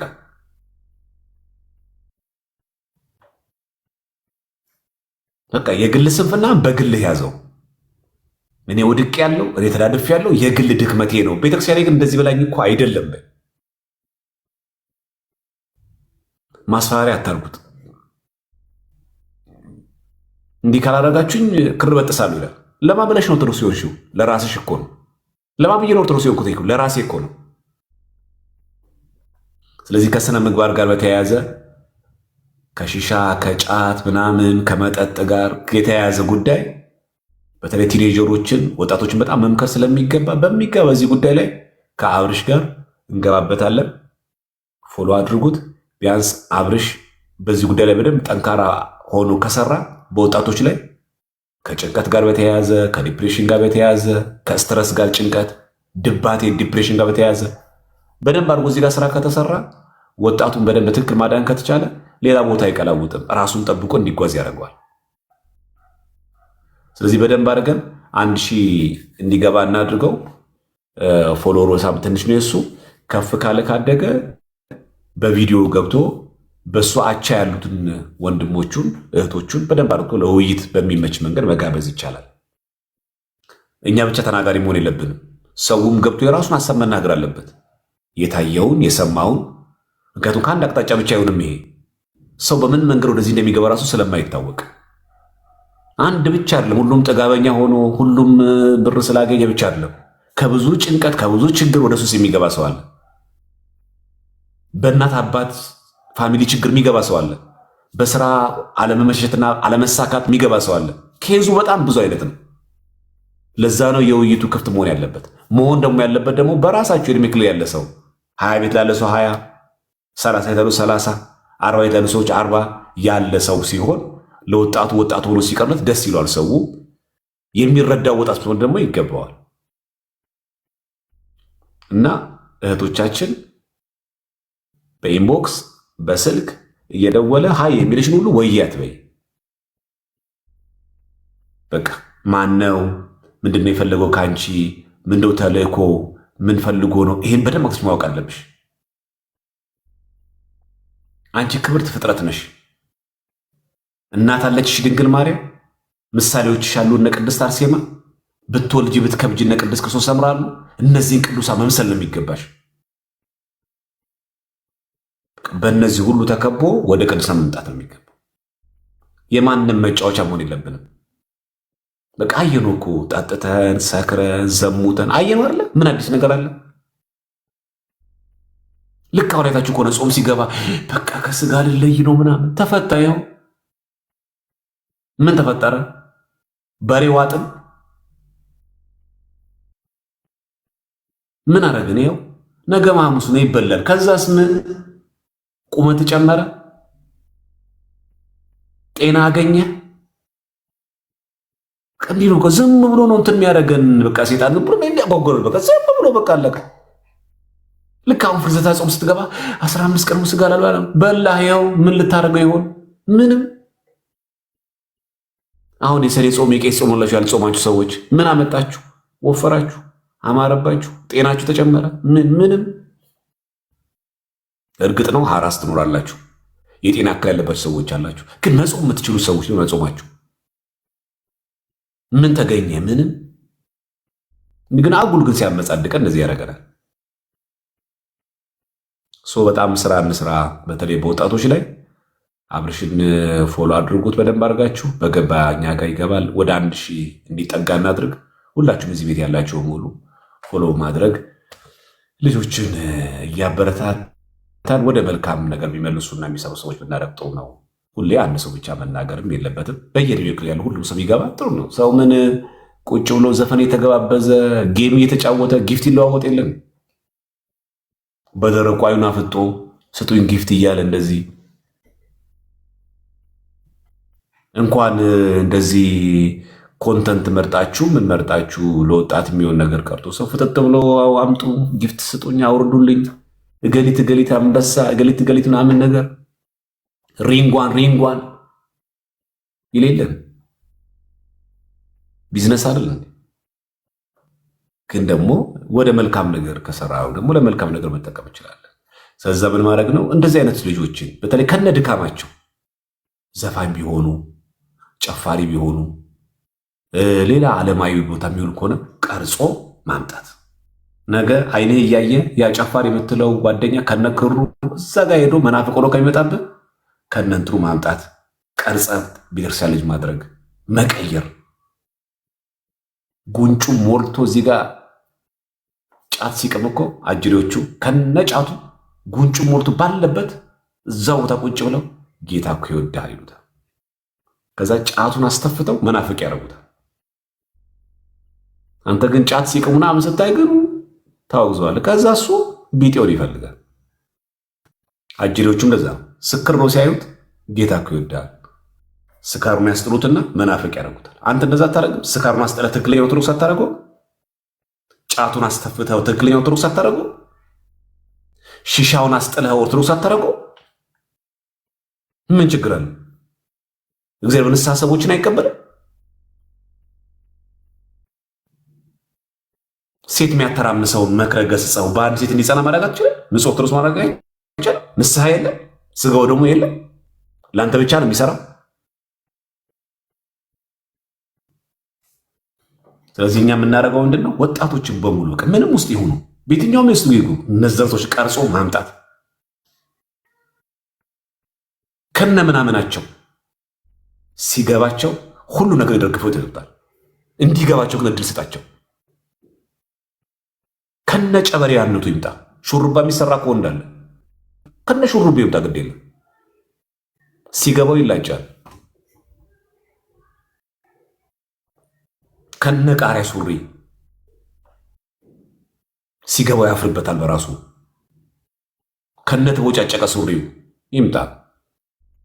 ሜንታሊቲ መጀመሪያ ሶፍትዌሩን ቀይረው። መጀመሪያ ሃርድዌሩ ቀላል ነው፣ ከቨር ፔጅ ማለት ነው። ዋናው እኮ ሶፍትዌሩ ነው። ይሄ ሶፍት ኮፒው ካልተቀየረ ሃርድ ኮፒ ምንም አይጠቅምም። መጀመሪያ ይሄ ሶፍትዌርን ቀይረው። መጀመሪያ እዚህ ውስጥ ያለው አሳሰቡን ምልከታው መቀየር። ይሄ አማማር ነው፣ ይሄ ትልቅነት ነው፣ ይሄ መልካምነት ነው። ሶፍትዌር ከተቀየረ እኮ ይቀላል እኮ ሴቶች እዚህ ጋር የሚቀጠለው እዚህ ጋር የሚደረገው እዚህ ጋር የሚቀጠለው ይወግዳሉ። መጀመሪያ እኮ ምልከታ ነው። ከዛ ሁሉ ነገር እኮ ይቀየራል እኮ ይቀራል። ከዛ ትክክለኛ ማንነት እኮ ይወጣል። መጀመሪያ እዚህ ላይ በደንብ መስራት ተገቢ ነው ለማለት ነው። እግዚአብሔር ይርዳል። ከና አብርሽ ጋር ሆነን ብዙ ነገር እንሰራለን ብዬ ተስፋ አደርጋለሁ። ሌሎቹ የምትሆኑ አሁን አንድ አብርሽ ምሳሌ ሰጠው እንጂ እኔ እንደ አብርሽ ያላችሁ ሌሎች ወጣቶች በጣም ብዙ እድሜ ክልል ላይ ያላችሁ በጣም ጎበዞች ልጆች አላችሁ። እኔ ማላቃችሁ በጣም ብዙ ሰዎች አላችሁ። እናንተ ሰዎች መታችሁ ወደም ብትሰሩ አብረን በጣም መስራት እንችላለን። አጋጣሚ ሆኖ ከአብርሽ ጋር ስለተግባባን ነው እንጂ ሌሎቻችሁም ልክ እንደዚሁ ብትመጡ ቤተክርስቲያን ለሁላችሁም በሩ ክፍት ነው። ይህን እንድታውቁ ስለፈለግኩ ነው። እና ሲምባ እግዚአብሔር ይስጥልን። አንተ ሁል ጊዜ የምታነሳው ነገር ለብዙ ሰዓት የሚቆይ አስተያየትም ስለሆነ ቆንጆ ነው። እግዚአብሔር ያክብርልኝ። አሜን። በዚች እድል ከተሰጠኝ መምህር አሁን ቅድም ባስቀመጥከው ላይ በስነ ስርዓት ማስታወሻ እያስኩ ነው ስከታተል የነበረውና አሁን በቤተክርስቲያን አባቶች ላይ በጣም የምታዘበው አሁን ዲቤት በጣም ሰሞኑን ተጧጥፏል። አይተህ እንደሆነ የሚገራርም ምንፍቅና እየፈለቀ ነው። ይሄ ክረምት ሳያልቅ በጣም ብዙ አይነት ጉድ እየሰማን ነው። 2018 ያላመጣው የምንፍቅና አይነት የለም። አብ ብቻውን ፈጣሪ ነው የሚባል ደግሞ ምንፍቅና መጥቷል። አሁን በየቀኑ ካፋቸው እየወጣ ያው ልብ ውስጥ የተቀመጠ ነገር ነው መቼ የሚወጣው ያስተምሯቸው ምንነት እየተገለጠ ሲወጣ የሚጠቅሱት የኛ ልጆችም ገብተው የሚጠቅሱት እንዳልከው ቅድም የግድ በእንግሊዘኛ የግድ በውጭ ቋንቋ የተጠቀሱ መጽሐፎች ላይ የኛዎቹን አንድም በስህተት በአንድም እኔ ቅርታ ወንድሞቼ መክሰሴ አይደለም። እነሱ አጠገብ የሚደርስ እውቀትም የለኝም። በጣም ጀግኖች ናቸው፣ ወጥረው ይዘዋል። ግን እንዳልከው የእኛም ቤተክርስቲያን ሪፍሌክት የሚያደርግ በደንብ ሊያስረዳል የሚችሉ ብዙ መጽሐፍት አሉን። እነሱ መጽሐፍቶች እንዳይወጡ ያውም የተወገዙ እስኪመስል ድረስ በእነሱም የልብ ልብ የሚሰጣቸው ስትጠቅስ ጀመርክ ደግሞ ምናምን እየተባለ አንዳንድ ወንድሞች ሲያወጡ አፋፋቸውን እየመቱ ይመልሷቸዋል። የኛ አብዛኛውን ቤተክርስቲያን ያስቀመጠችልን መጽሐፍቶች ሁሉ እንዲወጡ እንዲታዩ አይፈለግም። ይሄ ቆይቶ የተሰራበት ኦልሞስት ከኛ እድሜ በላይ ፖለቲካሊም እየገቡበት ቤተክርስቲያንን ካግ የመጣ የሄደው ከፖለቲካ ጋር እየለጠፈ ሲመታ ሲቀጠቅጣት ሲኖር እጃችን ላይ ያለ ነገር እያስጣልን አሁን ጥቂት ነገር ብቻ ነው እጃችን ላይ የቀረ ጥቂት ነገር። አሁን ቅድም ስጠቅሳቸው የነበሩ መጽሐፍት የሚገራርም በየጊዜው አንተ ትምህርት ላይ እያነሳቸው የምታሳየን መጽሐፍቶች አሁን አብዛኞቻችን ቤት ውስጥ ስለ እውነት ለመናገር የለም። ሌላ በወረት ዓለማዊ መጽሐፍቶችን ሰብስበን ነው የቆለል ነው። እንደው ለልጆቻችን እንኳን የምናሳየው አንድ መጽሐፍ የለንም በቤት ውስጥ ከመጽሐፍ ቅዱስ ከመዝሙር ላይ ከውዳሴ ማርያም ውጭ እና ይሄ ልምድ የለንም። ትኩረትም ተሰጥቶበት እየተሰራበት አይደለም። ከእጃችን ላይ ያለውን አስጥለውን የምናፍርበት የምንሸማቀቅበት ይሄ መጽሐፍ ባልወጣ እስክንል ድረስ የምንመታበት ታርጌት እስኪመስለን ድረስ ብዙ መጽሐፎቻችንን እየተውን ነው እና ቤተክርስቲያናችንን በዚህ ላይ ሞር ፎከስ ተደርጎ እንዲህ ቢሰራ አሁን እንዳንተ ባሉ መምህራን እንደዚህ ቤት እየተከፈተ ተደጋጋሚ ትምህርቶች ቢሰጥ እንደገና ሌላው ደግሞ ቅድም ስታነሳቸው የነበረ የቤተክርስቲያን የትምህርት ደረጃዎች የሚደንቅ የሚገርም አብዛኞቻችን ማናቀው ድቁናን ለመቀበል እንኳን ምን ያህል ትጋት እንደሚፈልግ ሞክረን እንዳቃተን ሁሉ እናውቀዋለን። አዲስ አበባ ላይ ያለን ልጆች እንደ አብዛኞቻችን አሁን ይህን የሚከታተሉ ልጆችም ካሉ እኔ የነበርኩበት ደብር ላይ ልጅ ሆነን በጣም ስንታገል የነበረ የሰኞን እንኳን መያዝ አቅቶን ስንንገዳገድ የነበርን ብዙዎች ነን እና ያን የሚያክል ዓመት ሙሉ በጣም ተቸግረው የደላ የተመቸ ኮምፎርታብል የሆነ ቤት ላይ ሳይኖሩ የጸዳ ነገር ሙጃሌ እየተጫወተባቸው እየለመኑ እየበሉ ያን በሙሉ ትምህርት ያን በሙሉ እውቀት ተሸክመው መጥተው እዚህ እንደ ተራ መናኛ ሰው ነው የሚታዩት። እኔ በጣም ነው የሚያሳዝነኝ መምህር፣ በእውነት ይከፋኛል ስለነሱ ሳስብ። አሁን ጭራሽ ደግሞ በጣም ንግልክት እየተደረጉ ልብስ ለብሶ ሁሉ እንዳይቀላቀሉ ብዙ ካህናት ብዙ መምህራን ትራንስፖርት ላይ እኔ ቤተክርስቲያን ማቃቸውን አባቶች ትራንስፖርት ላይ ሳገኛቸው ሁሉ በጣም አዝናለሁ። እንደዚህ ኖርማል ልብስ ለብሰው ምናምን እኔ ይከፋኛል በእውነት።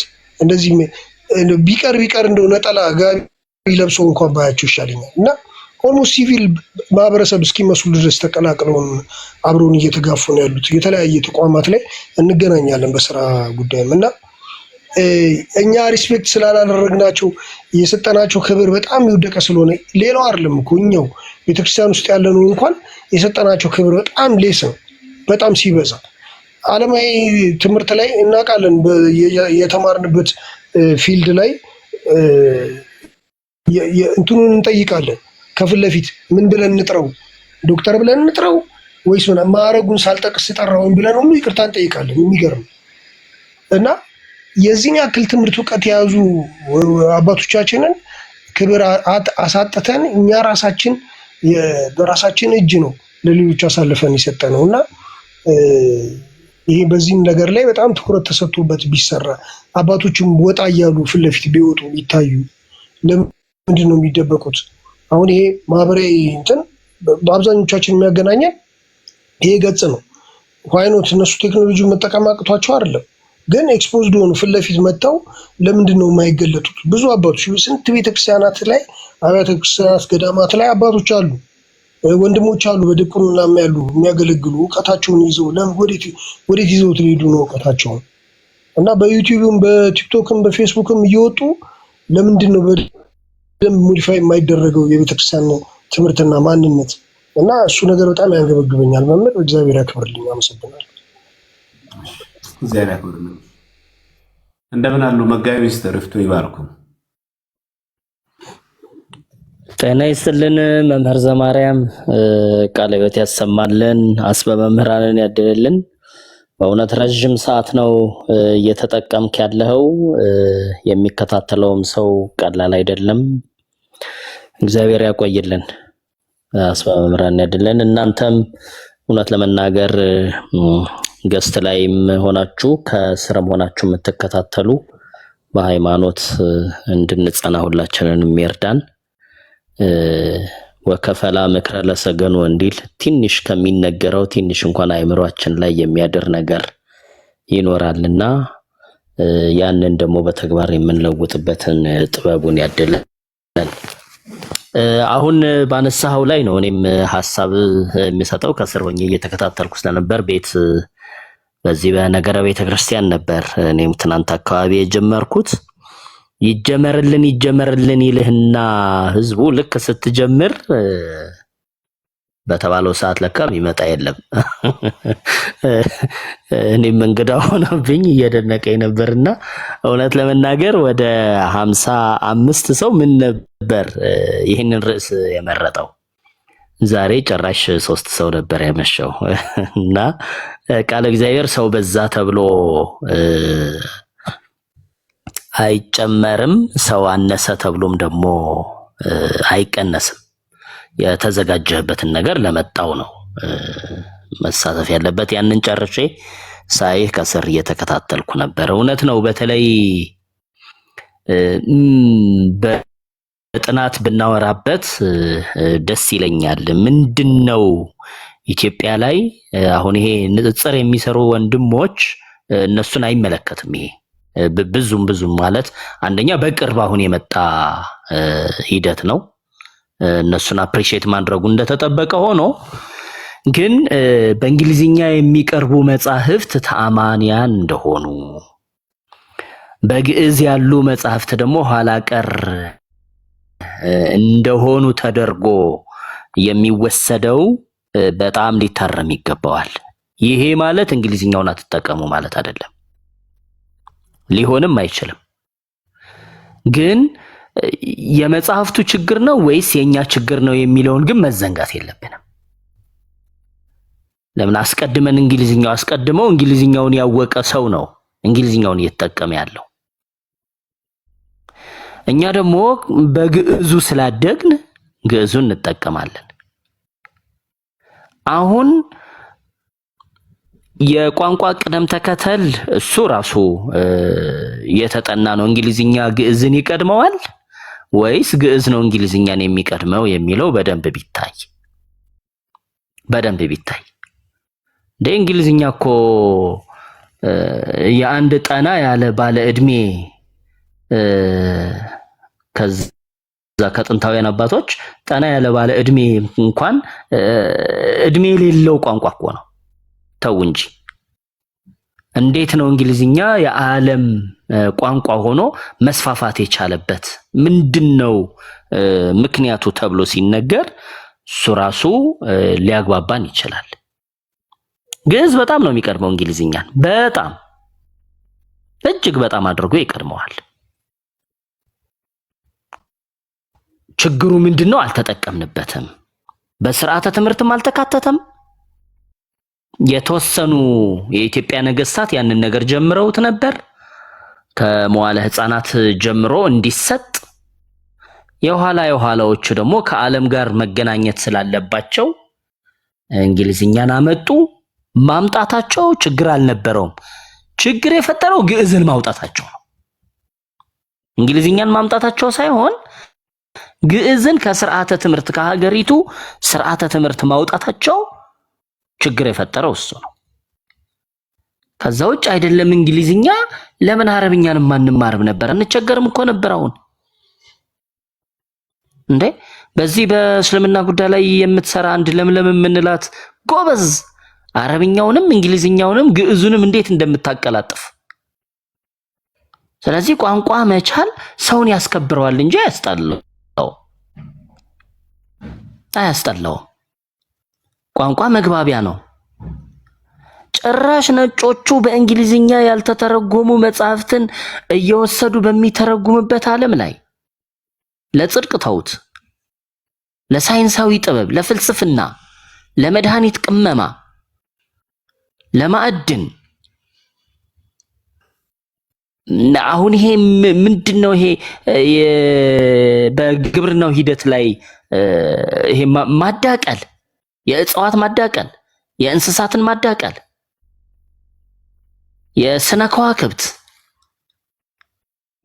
እንዴ ምንጫቸው ምን ሆነና? ጨራሽ ነጮቹ ግዕዝ የኛ ቋንቋ ነው ብለው በሚሉበት ሰዓት ቢያንስ እኛ የግል ትምህርት ቤቶች ላይ ለምን አይጀመርም? በቅዳሜና እሁድ መርሃ ግብር ላይ ለምን ግዕዝ እንዲሰጥ አይደረግም ብለን መጮህ በሚገባን ሰዓት ከገዳዮች ጋር አብረን እንገድለዋለን ግዕዝን? እንዴ ታሪክ ይወቅሰናል እኮ ነገ። ልጆቻችን ግዕዝን ለማወቅ ፈረንጆች ጋር መሄድ አለባቸው? ልክ አብርሃም እሱ ያቃለለው ጣዖት ማን ይገዛዋል እንደተባለ እኛ ያቃለልነውን ግዕዝ በኋላ ማን ነው በእኛ ሀገር ላይ የእናንተ ነው ብሎ ሊመሰክርላት የሚችለው ለኢትዮጵያ እንደ ጣዖት የተጣለ ከሚሆን በስተቀር? ስለዚህ በምንም አይነት መስፈርት እንግሊዝኛ ግዕዝን አይቀድመውም። በቃ ይሄ በቋንቋ ባለሙያዎች በራሱ ተጠንቶ ያለቀ ነገር ስለሆነ ማለት ነው። እንግሊዝኛ ግን በሆነ አጋጣሚ የዓለም ቋንቋ የዓለም መግባቢያ ሆነ። በቃ ይሄ እድል ነው ለሱ። ልክ አማርኛ ኢትዮጵያ ላይ የሀገሪቱ ቋንቋ እንደሆነው ሁሉ ማለት ነው። አማርኛን ለአማራ ክልል ብቻ የሚሰጥ ፖለቲከኛውን አትስሙ። ይሄ የኢትዮጵያ ቋንቋ ነው። ግዕዝን አይደለም አማርኛንም እኮ እየተማሩ እኮ ናቸው አይደል ነጮቹ በስርዓተ ትምህርታቸው ላይ ያስገቡ። ለምን ፈለጉት አማርኛን?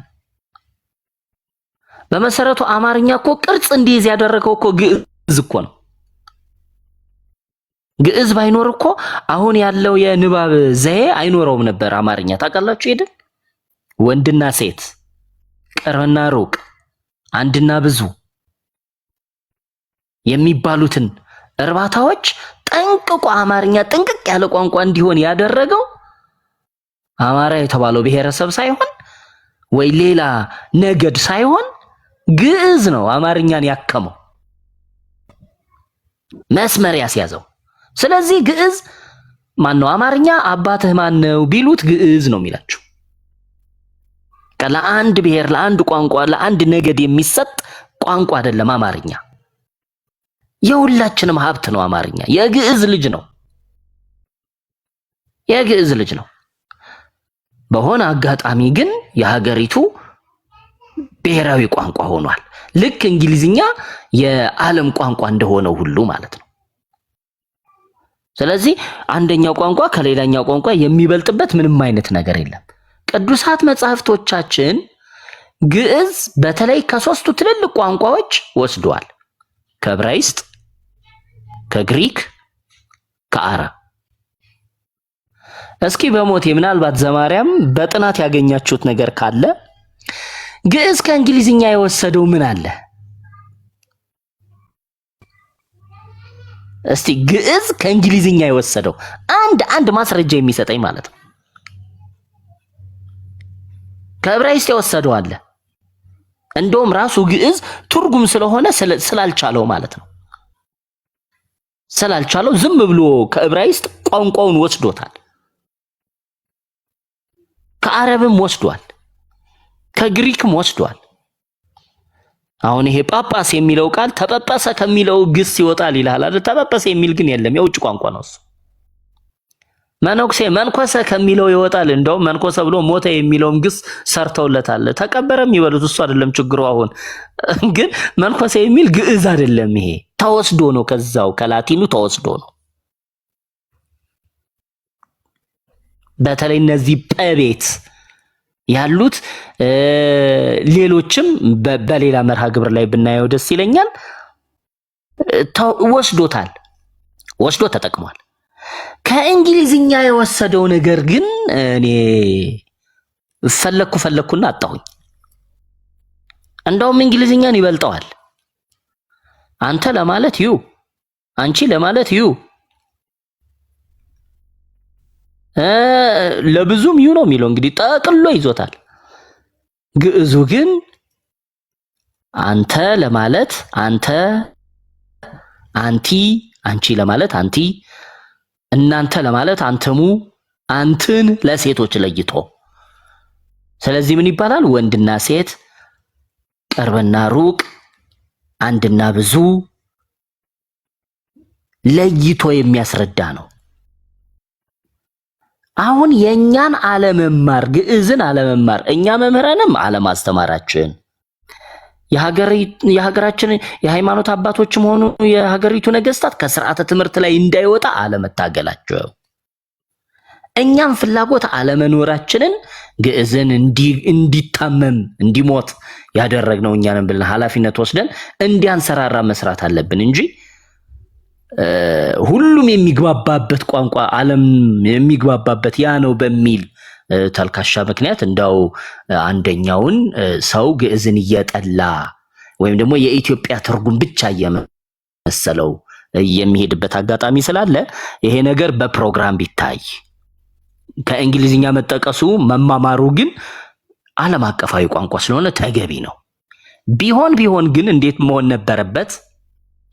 ልክኛ ግዕዙን ጠቅሰን በአማርኛ እንደምንተረጉመው ግዕዙን ጠቅሰን በትግርኛ እንደምንተረጉመው ግዕዙን ጠቅሶ በኦሮምኛ እንደሚነገረው ግዕዙ ተጠቅሶ ወደ እንግሊዝኛ ቢተረጎም የቋንቋው ልዕልና ራሱ ይከበር ነበር። ግዕዙ ተጠቅሶ እናንተ ግዕዝ የማትችሉ እንግሊዝኛ ላይ ደግሞ ጎበዞች የሆናችሁ ወንድሞቻችን የግዕዝ መምህራን ከጎናችሁ ታደርጉና አስቀድሞ ግዕዙ አባት ነው። አባቱን አያውቅ አያቱን ይናፍቅ እንዳይለው ይላል ተርጓሚያችን። ስለዚህ አስቀድሞ እሱ ተነግሮ ከዛ ወደ እንግሊዝኛው ቢመጣ ያ እንዳው እያለማመድ ነው ሊሄድ ይችላልና ግዕዝ እንዳይሞት እንድንታደገው የሚል ሐሳብ ለመስጠት ነው። በዚህ ላይ በጣም ሰፊ ነገር ቢሰራ ጥሩ ነው። መምህር ቀጥል። እግዚአብሔር ይባርክህ። እጅግ ጥሩ ነው። ያለመድከምህን አደንቃለሁ።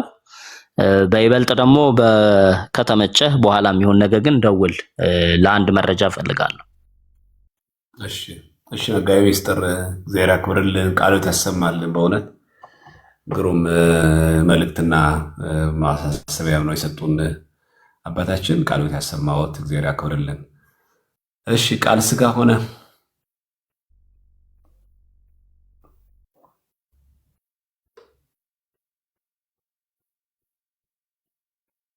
ኦኬ ነው እንዴ? እሺ ኦርቶዶክስ ኦኬ። ሰላም መምህር ዘማርያም፣ እርሶን ስላየው በጣም ደስ ብሎኛል። በአካባቢም በወላይታ ተጋብዘው መጥተው በእርሶ ተምሬያለሁና እኔ ትንሽ አሁን መምህራችን መጋቤ ሚስጥር ካወሩት ያው ትንሽ ይለያል ማለት የተለየ ሐሳብ ቢሆንም ይሁን ችግር የለውም። ይቅርታ። ችግር የለም። እሺ ይሁን ችግር